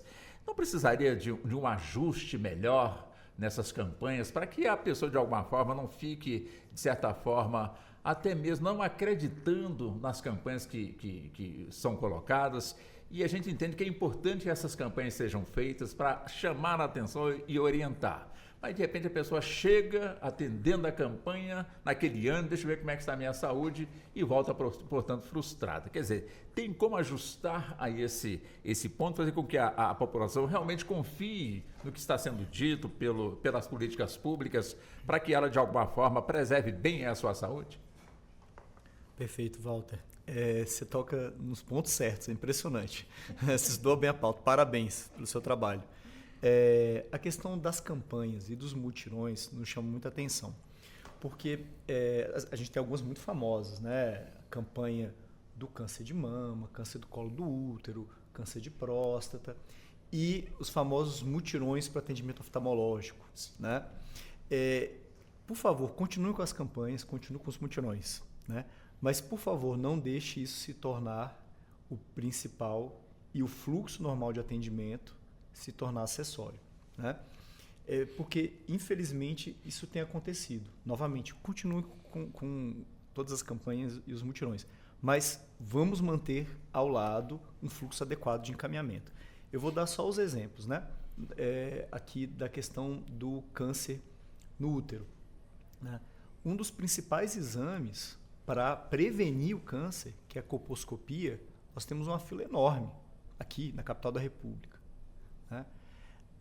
Para lidar com câncer instalado, a gente precisa de cirurgia ginecológica. Uma fila enorme na capital da República para ver o cirurgião ou a cirurgiã para fazer a cirurgia. Câncer de próstata, cirurgia urológica no Distrito Federal, também. Eu estou pegando a capital da República que eu conheço, mas Brasil afora o problema não é muito diferente. É um problema muito sério de cirurgia urológica. Então, nós temos as campanhas de conscientização que são muito importantes, mas a gente não tem ao lado, infelizmente, a continuidade e a manutenção de fluxo de atendimento adequado. E o fluxo de atendimento, como descreveu a doutora Jéssica, é isso. O profissional da atenção básica identifica o problema, ele encaminha para o especialista, a pessoa consegue fazer os exames de diagnóstico para dar o apoio, o profissional define um diagnóstico de conduta terapêutica, ele encaminha para essa conduta terapêutica, ela é realizada em filas que caminham rápido e em que o paciente não escorrega entre uma fila e outra. Ele sai de uma fila e já engata na outra e consegue ser atendido em prazo adequado. Infelizmente, não está conseguindo isso, nem para a prevenção, nem para o tratamento, né? E tem um outro problema também, de uma certa segmentação do cuidado. Os mutirões, por exemplo, oftalmológicos aqui no Distrito Federal, em vários lugares do Brasil, acontecem com frequência. Muitas vezes vêm equipes que não estão trabalhando naquele território, fazem uma série de procedimentos e aí as consultas de retorno, essas equipes já não estão lá para atender. Aí muitas vezes vem um procedimento que se entende como inadequado, tenta reinserir o paciente no fluxo e é um problema para receber de volta e dar um tratamento posterior aos procedimentos após esses mutirões. Então é muito comum, depois de um grande mutirão, ver um monte de paciente perdido sem saber para onde vai, né? Então, os mutirões das campanhas não substituem um fluxo de atendimento, uma linha de cuidado adequadamente estabelecida. Esse é o coração, né? Uma linha de cuidado bem estabelecida vai fazer com que você não precise de mutirão. Vou dar um exemplo de um serviço nosso, o da Defensoria. O Núcleo de Saúde da Defensoria Pública do DF foi o primeiro a ser instalado no país, é de 2009, né? E tem um atendimento especializado, porta aberta, todos os dias da semana, de manhã e à tarde. E a gente raramente faz um atendimento mutirão. Muito raro a gente pegar uma van, um caminhão da Defensoria e fazer um mutirão em algum lugar. Por quê? Porque nós somos o mutirão. Nós estamos de porta aberta todos os dias. E quando a gente fecha a porta, né, no final da tarde, abre o plantão de atendimento. Então o atendimento é 24 horas, a gente não precisa fazer um plantão. Talvez valha a pena assim, um dia em um lugar, vamos na estrutural, vamos só no assistente, para atender aquela população de forma mais cômoda. Mas o acesso ele é constante, não tem fila, é porta aberta, não tem nem que agendar, chega lá e é atendido. Então a gente não precisa de mutirão. Então a ideia é que a gente não precisa dos mutirões e que as campanhas elas sejam informativas de engajamento para educar, para trazer para a cultura de uma prevenção. Mas não para trazer uma quantidade de serviços. Olha, eu estou oferecendo serviço agora, por quê? Porque depois você não vai ter, né? Então, te parabenizo pela pergunta, Walter. Muito obrigado. Doutora Natália, claro, eu puxo mais com a senhora aqui, a senhora fica à vontade também para explanar o que a senhora achar adequado, fique bem à vontade. Mas a minha questão para a senhora é justamente a seguinte: antes de iniciar, portanto, aqui o debate, é evidente que a gente faz leituras, procura alguns pontos importantes para a gente colocar para o debate. E um dos pontos que me chamou bastante a atenção, quer dizer, eu já conhecia, já fizemos abordagens, mas nada mudou aparentemente. E causa, assim, de certa forma, uma revolta interna quando a gente percebe que quem é paciente, portanto, dos planos de saúde, tem chances maiores de restabelecer a sua saúde em relação ao tratamento de câncer, em relação à pessoa que está, portanto, aí no Sistema Único de Saúde. Não que estejamos aqui, de alguma forma, malhando o SUS, de forma alguma, né? O que a gente, de alguma forma, não consegue, portanto, entender, porque os médicos praticamente têm a mesma formação, tanto no plano de saúde, ou seja, no serviço de plano de saúde, como também os médicos estão também no serviço público de saúde. A mesma formação, a mesma pegada, o mesmo empenho, o mesmo conhecimento, evidentemente, né?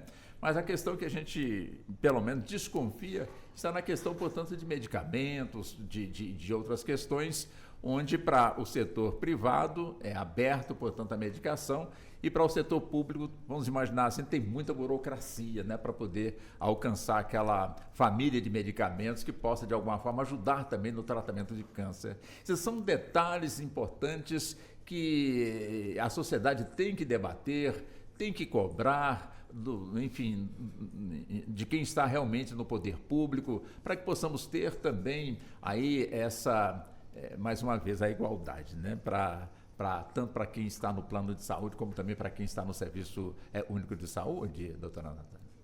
Sim, Walter. E assim, a gente tem uma pseudo-facilidade para quem depende de plano de saúde, né?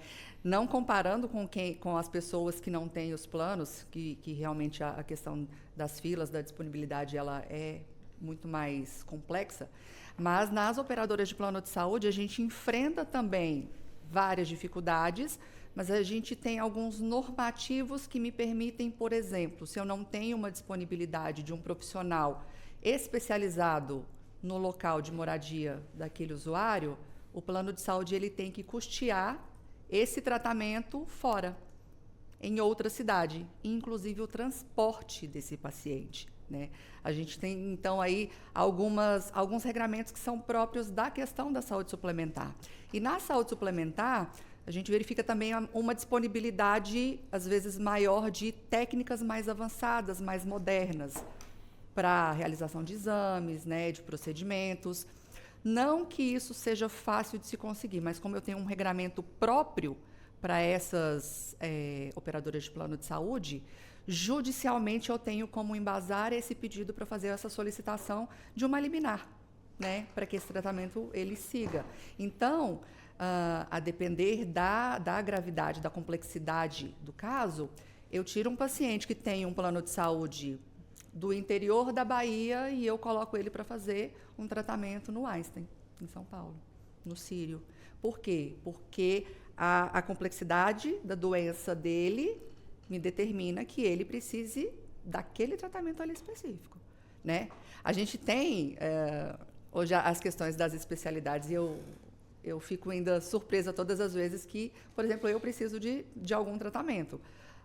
Antes a gente tinha o médico que é o pediatra, o ortopedista, o cirurgião. Eu estava com um problema na minha mão, por conta de digitação, e fui procurar um ortopedista e descobri que existe o ortopedista que é responsável e especializado na questão da mão. E ele não é o cirurgião, ele só faz o atendimento ambulatorial. E tem uma clínica que é especializada em fisioterapia para a mão. Então, esse acesso super especializado, ele está disponível, né, infelizmente, apenas ou mais facilmente na medicina que é praticada ali na saúde suplementar ou até mesmo no atendimento privado. A gente não tem essa especialização tão facilmente acessível no SUS. E precisa que a gente tenha esse atendimento de acordo com a necessidade ali do paciente, né? A gente tem essa dificuldade toda, até com o que a doutora Jéssica falou, né? Dessa dificuldade do profissional. Não só a questão de salário, mas a questão da própria estrutura para ele poder trabalhar. Se ele chega no hospital ou na UBS e ele não tem gaze, ele não tem álcool, né? Na época da pandemia, a gente enfrentou aqui em Brasília, né, foi divulgada a questão de que não tinha medicamento para poder sedar o paciente para entubar. E aí deve ser desesperador para o paciente e principalmente para o médico, porque o médico ali, a gente tem toda uma preocupação, desespero, no meu familiar está passando mal, mas o médico sabe tecnicamente o que ele tem e o que poderia ser feito se ele tivesse uma estrutura. Se ele tivesse ali equipamentos, se ele tivesse os insumos necessários, né? A gente ainda tem essa grande dificuldade, esse abismo que é entre o atendimento de quem tem um plano de saúde e de quem não tem. Mas, principalmente, o abismo que se gera quando esse paciente que tem um plano de saúde, ele sabe dos direitos que tem e se a operadora nega esse atendimento para ele de uma forma abusiva, ele sabe que ele pode buscar os direitos dele através de uma medida judicial. Entendo. Doutora Jéssica, eu sou do tempo aqui em Brasília, porque muita gente, às vezes, está chegando agora, deve imaginar que o serviço de saúde pública aqui em Brasília sempre foi ruim. Quer dizer, é uma inverdade quem pensa dessa forma, porque eu sou do tempo em que nós tínhamos aqui, e imagino que ainda continua merecendo, hospitais de referência. A exemplo do hospital de base, referência ali em muitas especialidades, como também o Agarram, também com as suas especialidades, como também o antigo hospital infantil da L2, né, também tinha e continua tendo também portanto, as suas referências, mas infelizmente hoje é evidente que não temos mais esse conhecimento, né? Tanto que muitos dos nossos gestores públicos, né, eleitos ou não, quando sentem uma dorzinha no peito, pegam um avião e correm, né, para São Paulo ou então para outro local para buscar, portanto, aí um atendimento mais especializado, imagino que em termos de equipamentos, que em termos de conhecimentos, aquilo que eu volto a repetir, os médicos daqui têm a mesma formação, a mesma dedicação, o mesmo conhecimento dos médicos de São Paulo, do Rio, portanto, e de outros lugares, com toda certeza. Quer dizer, eu não digo prestígio, né, mas essa visão que todos nós tínhamos aqui de Brasília, né, tanto que o presidente da República, Tancredo Neves, quando adoeceu, quer dizer, não levaram ele para São Paulo, foi para o hospital de base, ali ficou um bom tempo, mais de 20 dias, até que no final de sua vida ele foi levado para um outro hospital portanto, houve o desfecho. Mas aqui sempre abrigou realmente as pessoas que de alguma forma buscavam aí o tratamento. Muitas ainda chegam aqui em Brasília em busca, portanto, de tratamento. Temos realmente um quadro de profissionais de saúde altamente qualificado, quer dizer, sempre nos encheu muito de orgulho. Aí, de repente, a gente está aqui debatendo aí essa questão no Dia Mundial do Câncer, essas falhas que já foram aqui pontuadas e de forma justa, onde todos realmente, portanto, aí conhecem. Quer dizer, o sonho de um médico aqui de Brasília diante dessa situação é aquilo que a senhora nos revelou, ou seja, ter realmente melhores condições de trabalho, sem necessidade de fazer greve para poder fazer com que a população seja bem atendida e não daquele jeito, o médico nem olhou para mim, já me dispensou, porque de repente a fila está muito grande, o médico quer realmente atender a todo mundo. Enfim, como é que a senhora avalia essa questão também? Aqui realmente é um pouco triste a gente pensar que na capital a gente não tem um acesso à saúde de primeira qualidade, que deveria ser, né? E em relação a essa questão hospitais de referência, a gente ainda tem alguns tipos de referências, mas isso é um trabalho que há algum tempo já foi feito, que é justamente a descentralização. Quando você centraliza, por exemplo, o hospital de base é referência em trauma. Então, se tiver um acidente de trânsito, a referência vai ser o hospital de base. Mas você imagina se o paciente está, por exemplo, lá em Planaltina, e ele sofre um acidente e ele está num estado grave. Então, você imagina até que ele chegue até o hospital de base, tem todo um trajeto para percorrer, ele pode se agravar ali no meio do caminho. A ideia da gente descentralizar é justamente essa, que todos os locais possam ter acessos de qualidade, independente de qual hospital você procure. É claro que uma referência vai continuar tendo ali, mas, de um modo geral, que todo hospital, que toda unidade básica consiga abranger todas as questões. Hoje, um dos problemas que a gente tem no DF é que a rede pública de saúde ela é dividida, né? A gente tem hoje 3 sistemas que funcionam no atendimento. Então, por exemplo, eu na unidade básica de saúde eu utilizo um sistema. O profissional que ele atende nos hospitais da rede do IGES, eles utilizam outro sistema. E os profissionais que atendem nos hospitais da rede pública da Secretaria de Saúde, eles utilizam outro sistema. E esses 3 sistemas não se conversam entre si. Então, por exemplo, se eu tenho um paciente que eu desconfio que ele esteja, por exemplo, com câncer de próstata, eu peço o exame, encaminho ele para que ele possa ir até lá o profissional para fazer uma biópsia ou já diretamente para iniciar um tratamento. E ele vai num local, por exemplo, hospital de base, eu não consigo saber o que foi feito com aquele paciente.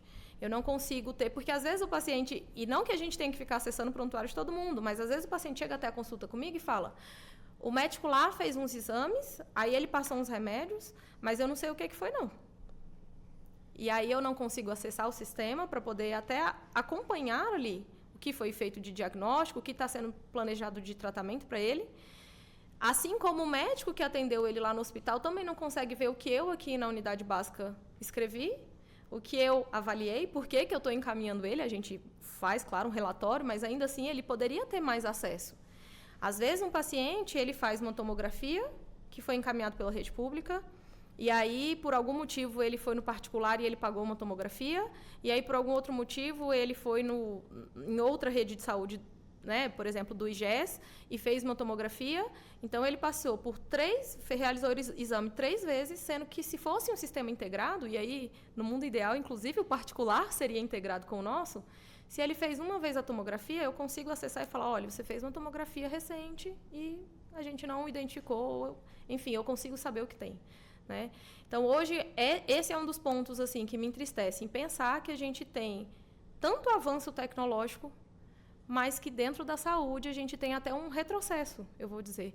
Que o paciente ele poderia estar ganhando tempo, nós profissionais poderíamos estar até mais integrados, e a gente tem sistemas que quebram todo esse acompanhamento. Né? Doutor Ramiro, quer dizer, ter numa cidade, ou então numa capital, um hospital do câncer, é uma necessidade ou é um luxo? Focando Brasília, por exemplo, já mereceria ter aqui um hospital do câncer, não só para Brasília, mas nós não podemos dar as costas para a região do entorno, que muito depende também aqui da nossa capital federal. E boa parte que está no entorno um dia esteve também aqui na região do Distrito Federal, ou que exerce suas funções de trabalho aqui, mas por outras questões mora, portanto, na região do entorno. Hospital do Câncer em Brasília seria uma necessidade urgente, uma realidade que pode, portanto, esperar, ou luxo que não precisa ter? Vamos lá, Walter. Primeiro ponto, a população do entorno, que o nome formal é a RID, né? Região Integrada de Desenvolvimento do Entorno, ela é população do DF, tem que ser tratado como tal. Essas pessoas vivem conosco, trabalham aqui, fazem parte do nosso dia a dia, não tem nenhum sentido contarmos com a força de trabalho delas e não contarmos com elas no atendimento da saúde pública. Qualquer coisa fora dessa ideia, ao meu ver, não é só inadequado, antiético, imoral, mas é também ilegal, porque nós temos uma lei complementar, que é a lei complementar que cria a região do desenvolvimento do entorno, uma lei complementar federal, que determina a integração do serviço de saúde do Distrito Federal com o entorno. Então, o senhor está certíssimo, nós temos que atendê-los. Né? Mas digo mais, a capital da República tem uma missão com a República, porque a República tem uma missão com a capital, que é enviar recursos do Fundo Constitucional. O DF recebe recursos do Fundo Constitucional para manter sua saúde, sua segurança, e nós só conseguimos manter o bom padrão dos serviços públicos do DF por causa da ajuda da federação. Ora, quando alguém de outra unidade da federação vem para cá, ainda que não seja da RID, né, venha do oeste da Bahia, por exemplo, o DF pode negar atendimento? Para mim, se tem uma unidade da federação que não pode jamais negar atendimento a cidadãos de outros estados, é o Distrito Federal, porque é o que recebe mais apoio financeiro dos outros estados. Né? Passando agora à tua pergunta principal, que é o Hospital do Câncer em Brasília. A pessoa com câncer, ela não tem só câncer, ela tem uma série de outras descompensações clínicas decorrentes do câncer e outras comorbidades, que às vezes não tem nada a ver com câncer. Então, o paciente tem que estar inserido no hospital que é capaz de atender as questões relacionadas à oncologia, radioterapia, cirurgia oncológica, mas também de outras especialidades. Então, os hospitais com uma destinação, com uma vocação, eles sempre sofrem com esse problema, porque o paciente ele tem que ser visto de uma forma inteira e depende de outras especialidades. Então, a criação de um hospital ortopédico, um hospital do câncer, um hospital disso, daquilo outro, cria uma dificuldade de integração de serviços.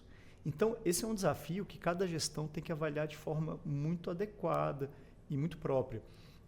A Defensoria Pública, de forma geral, tem tomado uma postura de exigir eficiência nos serviços, né? Que a população seja atendida, mas como ela será atendida é uma definição da gestão. Então, se a gestão do Distrito Federal, analisando a situação do DF, entender que é melhor espalhar o seu serviço de oncologia nos vários hospitais gerais e conseguir atender bem os pacientes em todos os hospitais, é melhor do que criar um centro único de atendimento, que assim seja. Não cabe, penso, à Justiça definir essas prioridades que são de fato técnicas. Né? Então, se a gestão entender por bem no Hospital do Câncer será muito bem-vindo, se entender por bem como faz hoje, espalhar esse atendimento na parte cirúrgica em vários hospitais e na parte de quimioterapia no hospital de base, no HRT e no HUB, também está ótimo. O que importa nesse momento é acabar com essa fila que está um pouco grande. O senhor comunica com a ideia da doutora Jéssica, né? Ou seja, ao invés de especializar um hospital, que todos tenham, portanto, a mesma especialização, para que, como a senhora citou, né, um acidente em Planaltina até chegar no hospital referência ao hospital de base, perde-se muito tempo e o risco de perder a vida desse paciente é muito grande, não é? O senhor comum, então, praticamente com pessoalmente eu concordo, mas veja, a minha opinião pessoal sobre isso tem muito pouco valor. Não, mas é importante o senhor, né, assentar esse assunto aqui conosco.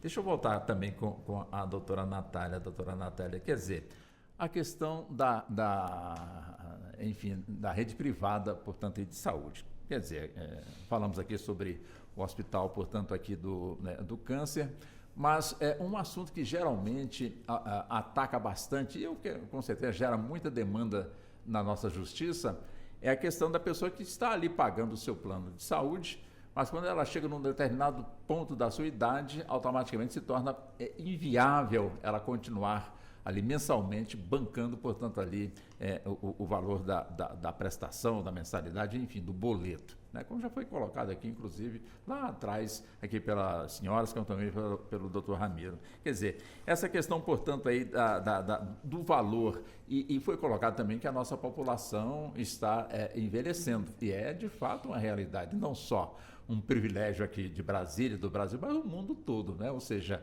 a população idosa está aumentando aí a passos largos. Evidentemente que quando a pessoa chega a esta idade, ela busca mais, portanto, aí, no caso, a saúde. Quer dizer, é um assunto que, com toda certeza, ele é debatido. A senhora que faz parte, portanto, aí da Associação Brasileira de Advogados, portanto, em Saúde, a senhora que também é da diretoria da Comissão de Saúde, de Direito de Saúde da OABDF, são demandas, quer dizer, essa é uma demanda que alcança qualquer instituição que de alguma forma luta pelos direitos das pessoas, que de alguma forma estão neste campo aí da saúde privada? É sim, Walter, a gente enfrenta muito questionamento a respeito da questão de como essa população ela consegue manter o pagamento da sua mensalidade do plano de saúde. E aí, o que acontece? A gente tem uma diferença hoje a respeito da modalidade de como é feita essa contratação do plano de saúde, se ele é um plano de saúde individual familiar ou se ele é um plano de saúde coletivo, né, por adesão ou empresarial. E o porquê que a gente tem essa diferença? Quando eu falo de um plano individual ou familiar e do outro lado eu tenho a operadora do plano de saúde, eu tenho em tese forças ali que elas não são equivalentes. Eu tenho uma desigualdade de forças. Eu não tenho, Natália, a possibilidade de ligar para a operadora e falar, olha, eu estou achando que esse reajuste aqui esse ano ele está muito caro, vamos negociar? Né? Eles vão rir na minha cara, bater o telefone e se quiser é assim, se não quiser, não é. Então, por conta dessa diferença de forças, eu tenho a ANS que vai fixar o índice de reajuste desses planos individuais familiares todos os anos. É aquilo ali que está autorizado pela ANS. As operadoras não podem colocar um reajuste maior do que esse. Do outro lado, quando eu falo de um plano coletivo, né, que é um plano por adesão ou um plano empresarial, eu tenho, em tese, de um lado, um grande sindicato, uma grande associação ou uma grande empresa, e do outro lado eu tenho uma operadora de plano de saúde. Em tese, eu teria ali uma igualdade de forças para poder negociar o reajuste. Nesses casos, a ANS ela não vai impor limite do percentual de reajuste, mas ela vai apenas fiscalizar. O que a gente tem de problema é uma série de operadoras, no objetivo de burlar essa questão, elas oferecem para esse usuário, de uma certa forma, que ele faça uma adesão ao plano de saúde num plano coletivo, né? Eu vou colocar você aqui na Associação dos Estudantes Brasileiros e você vai poder fazer sua adesão ao plano coletivo.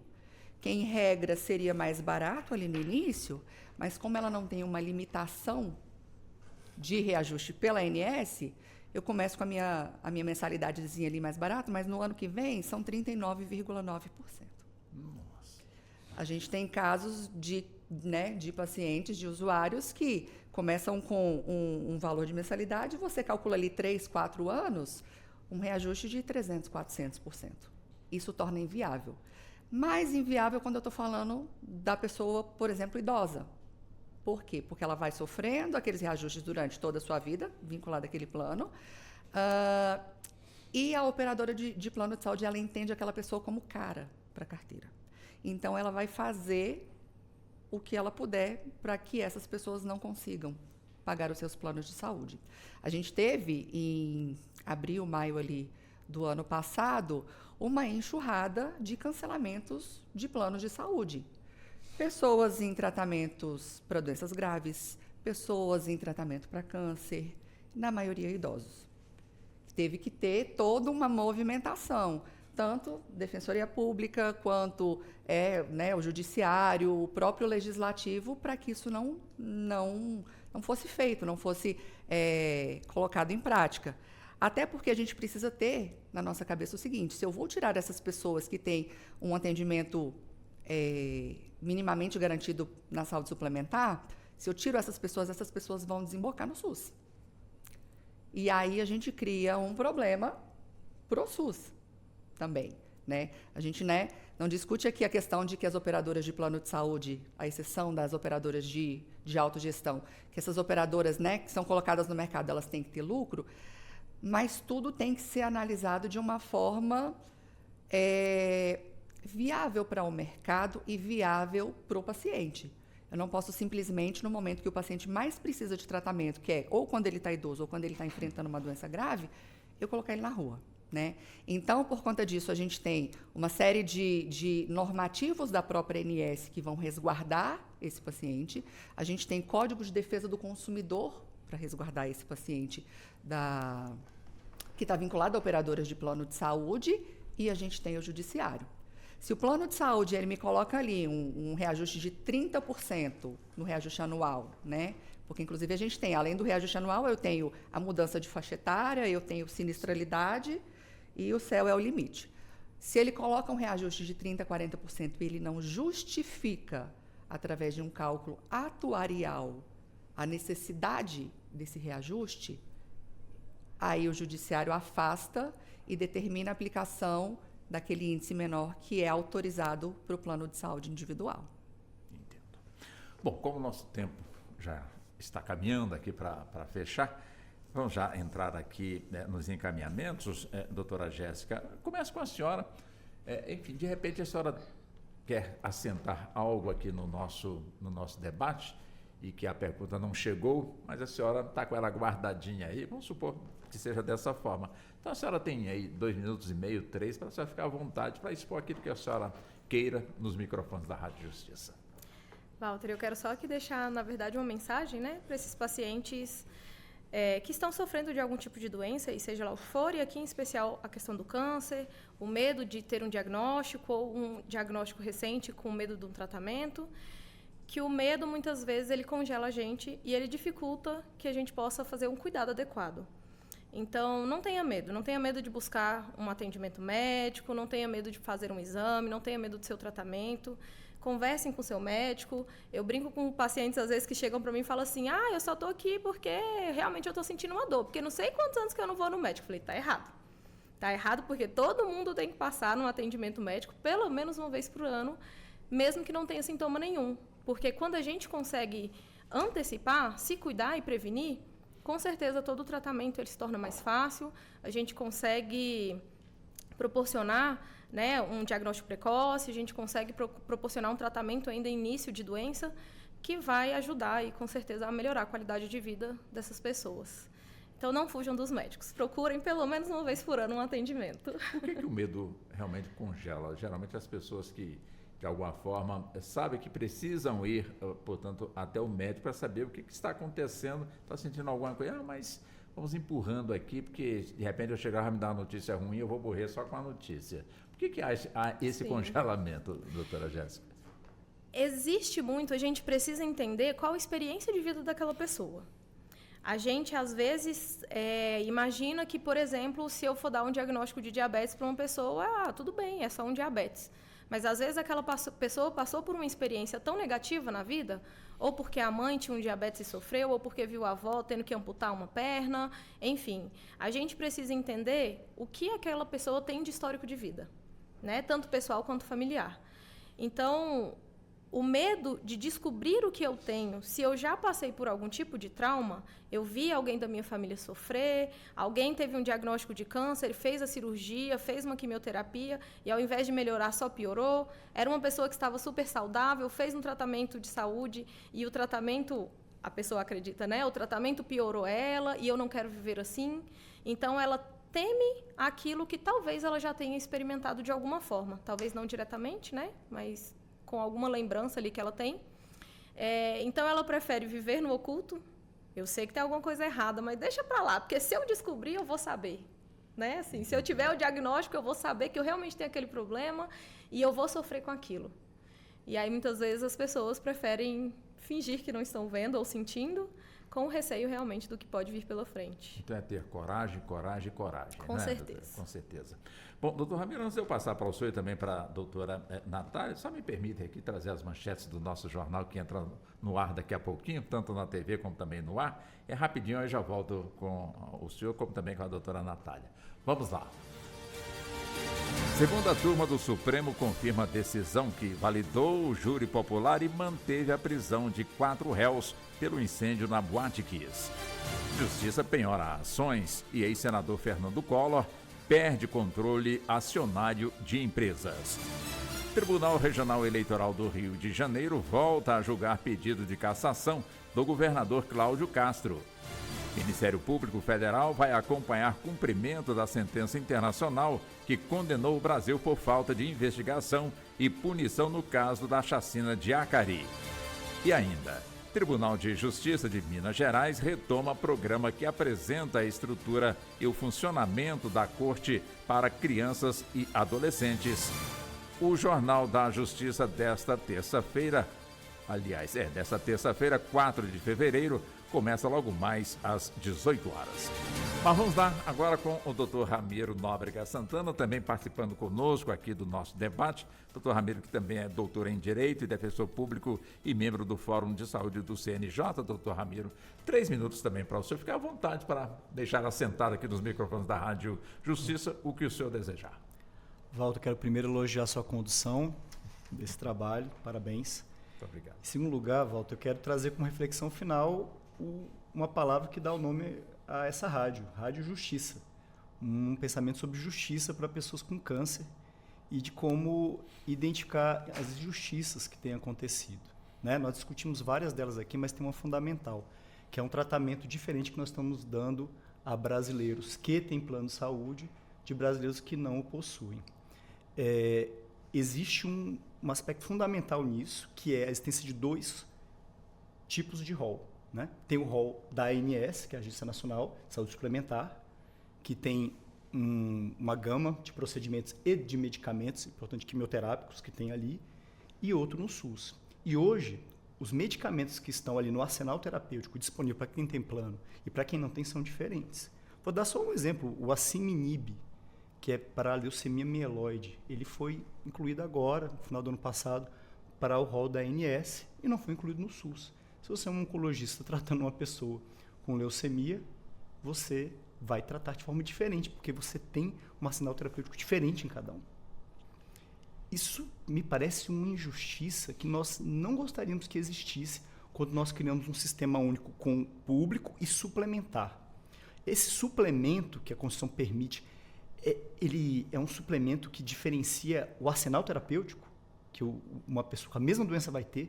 Nós vamos dar tratamento diferente, seja em termos de diagnóstico, exames, procedimentos e medicamentos. Para quem tem câncer, eu vou dar de forma diferente, se ele for pobre ou for rico, ou for remediado. E eu quero também aproveitar, não só fazer uma crítica ao executivo, que permite que isso aconteça, ao legislativo que permite que isso aconteça, mas também uma autocrítica a nós, do sistema de justiça, que hoje nós criamos critérios diferentes para, no judiciário, pedir algo que esteja fora do rol. Então, além da injustiça no rol, a gente tem justiça fora do rol. Se eu quiser desafiar o rol da ANS, nós temos uma lei que foi editada pelo nosso Congresso, a Lei 14.454, que diz que eu só tenho que demonstrar que o que eu estou pedindo fora do rol tem uma evidência científica. Ou demonstrar que algum país fora do Brasil, renomado, ele incorporou esse medicamento. Agora, pela atual jurisprudência dominante, que foi definida por essa corte, pelo STF, né, no tema 6, no tema 1234, eu tenho que provar uma série de coisas se eu quiser superar o rol do SUS. Eu tenho que provar que houve uma negativa administrativa, eu tenho que provar que o fato da Comissão Nacional de Incorporação e Tecnologia do SUS, que faz o rol do SUS, o fato dela ter negado foi um ato ilegal. É muito difícil provar isso. Eu tenho que provar, por um laudo médico fundamentado, que é impossível substituir por outro medicamento do SUS. Eu tenho que provar com medicina baseada em evidência de alto nível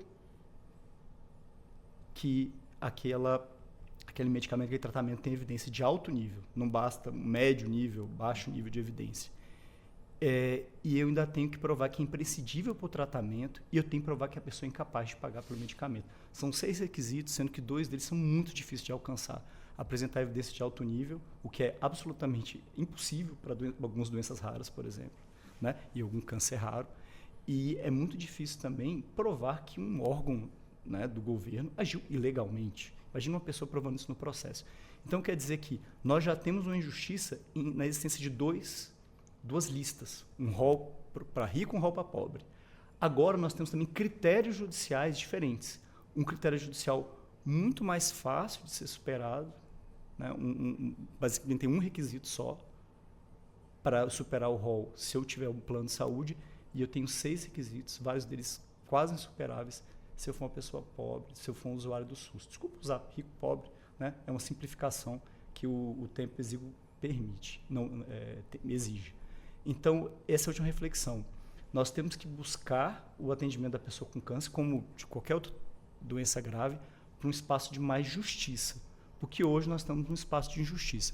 Uma justiça no tratamento, tanto para o que está dentro do rol, quanto para o tratamento que a gente pede além. Essa é a reflexão final. Peço justiça para as pessoas com câncer. Pois não. Doutora Natália, vamos também com os 3 minutos? Vamos sim. Eu também quero agradecer, mais uma vez, pela oportunidade, né? E essa honra de estar aqui com a doutora Jéssica, doutor Ramiro, com você, Walter. E deixar um recado, uma orientação para as pessoas que acabam ali se deparando com o diagnóstico de uma doença grave, né? De um câncer.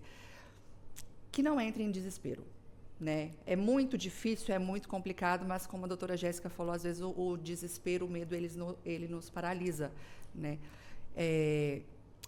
Cada pessoa tem o seu tempo, então, assim, né? Entenda que você vai ali enfrentar uma doença, mas que muitas das vezes tem tratamento. O quanto antes você descobrir, tendo esse cuidado, né? Começou a sentir alguma coisa, ou estou fazendo ali um atendimento anual para verificar como está a minha saúde. Isso é muito importante. Eu brinco que os homens morrem antes e morrem mais cedo do que as mulheres, porque o homem não procura médico.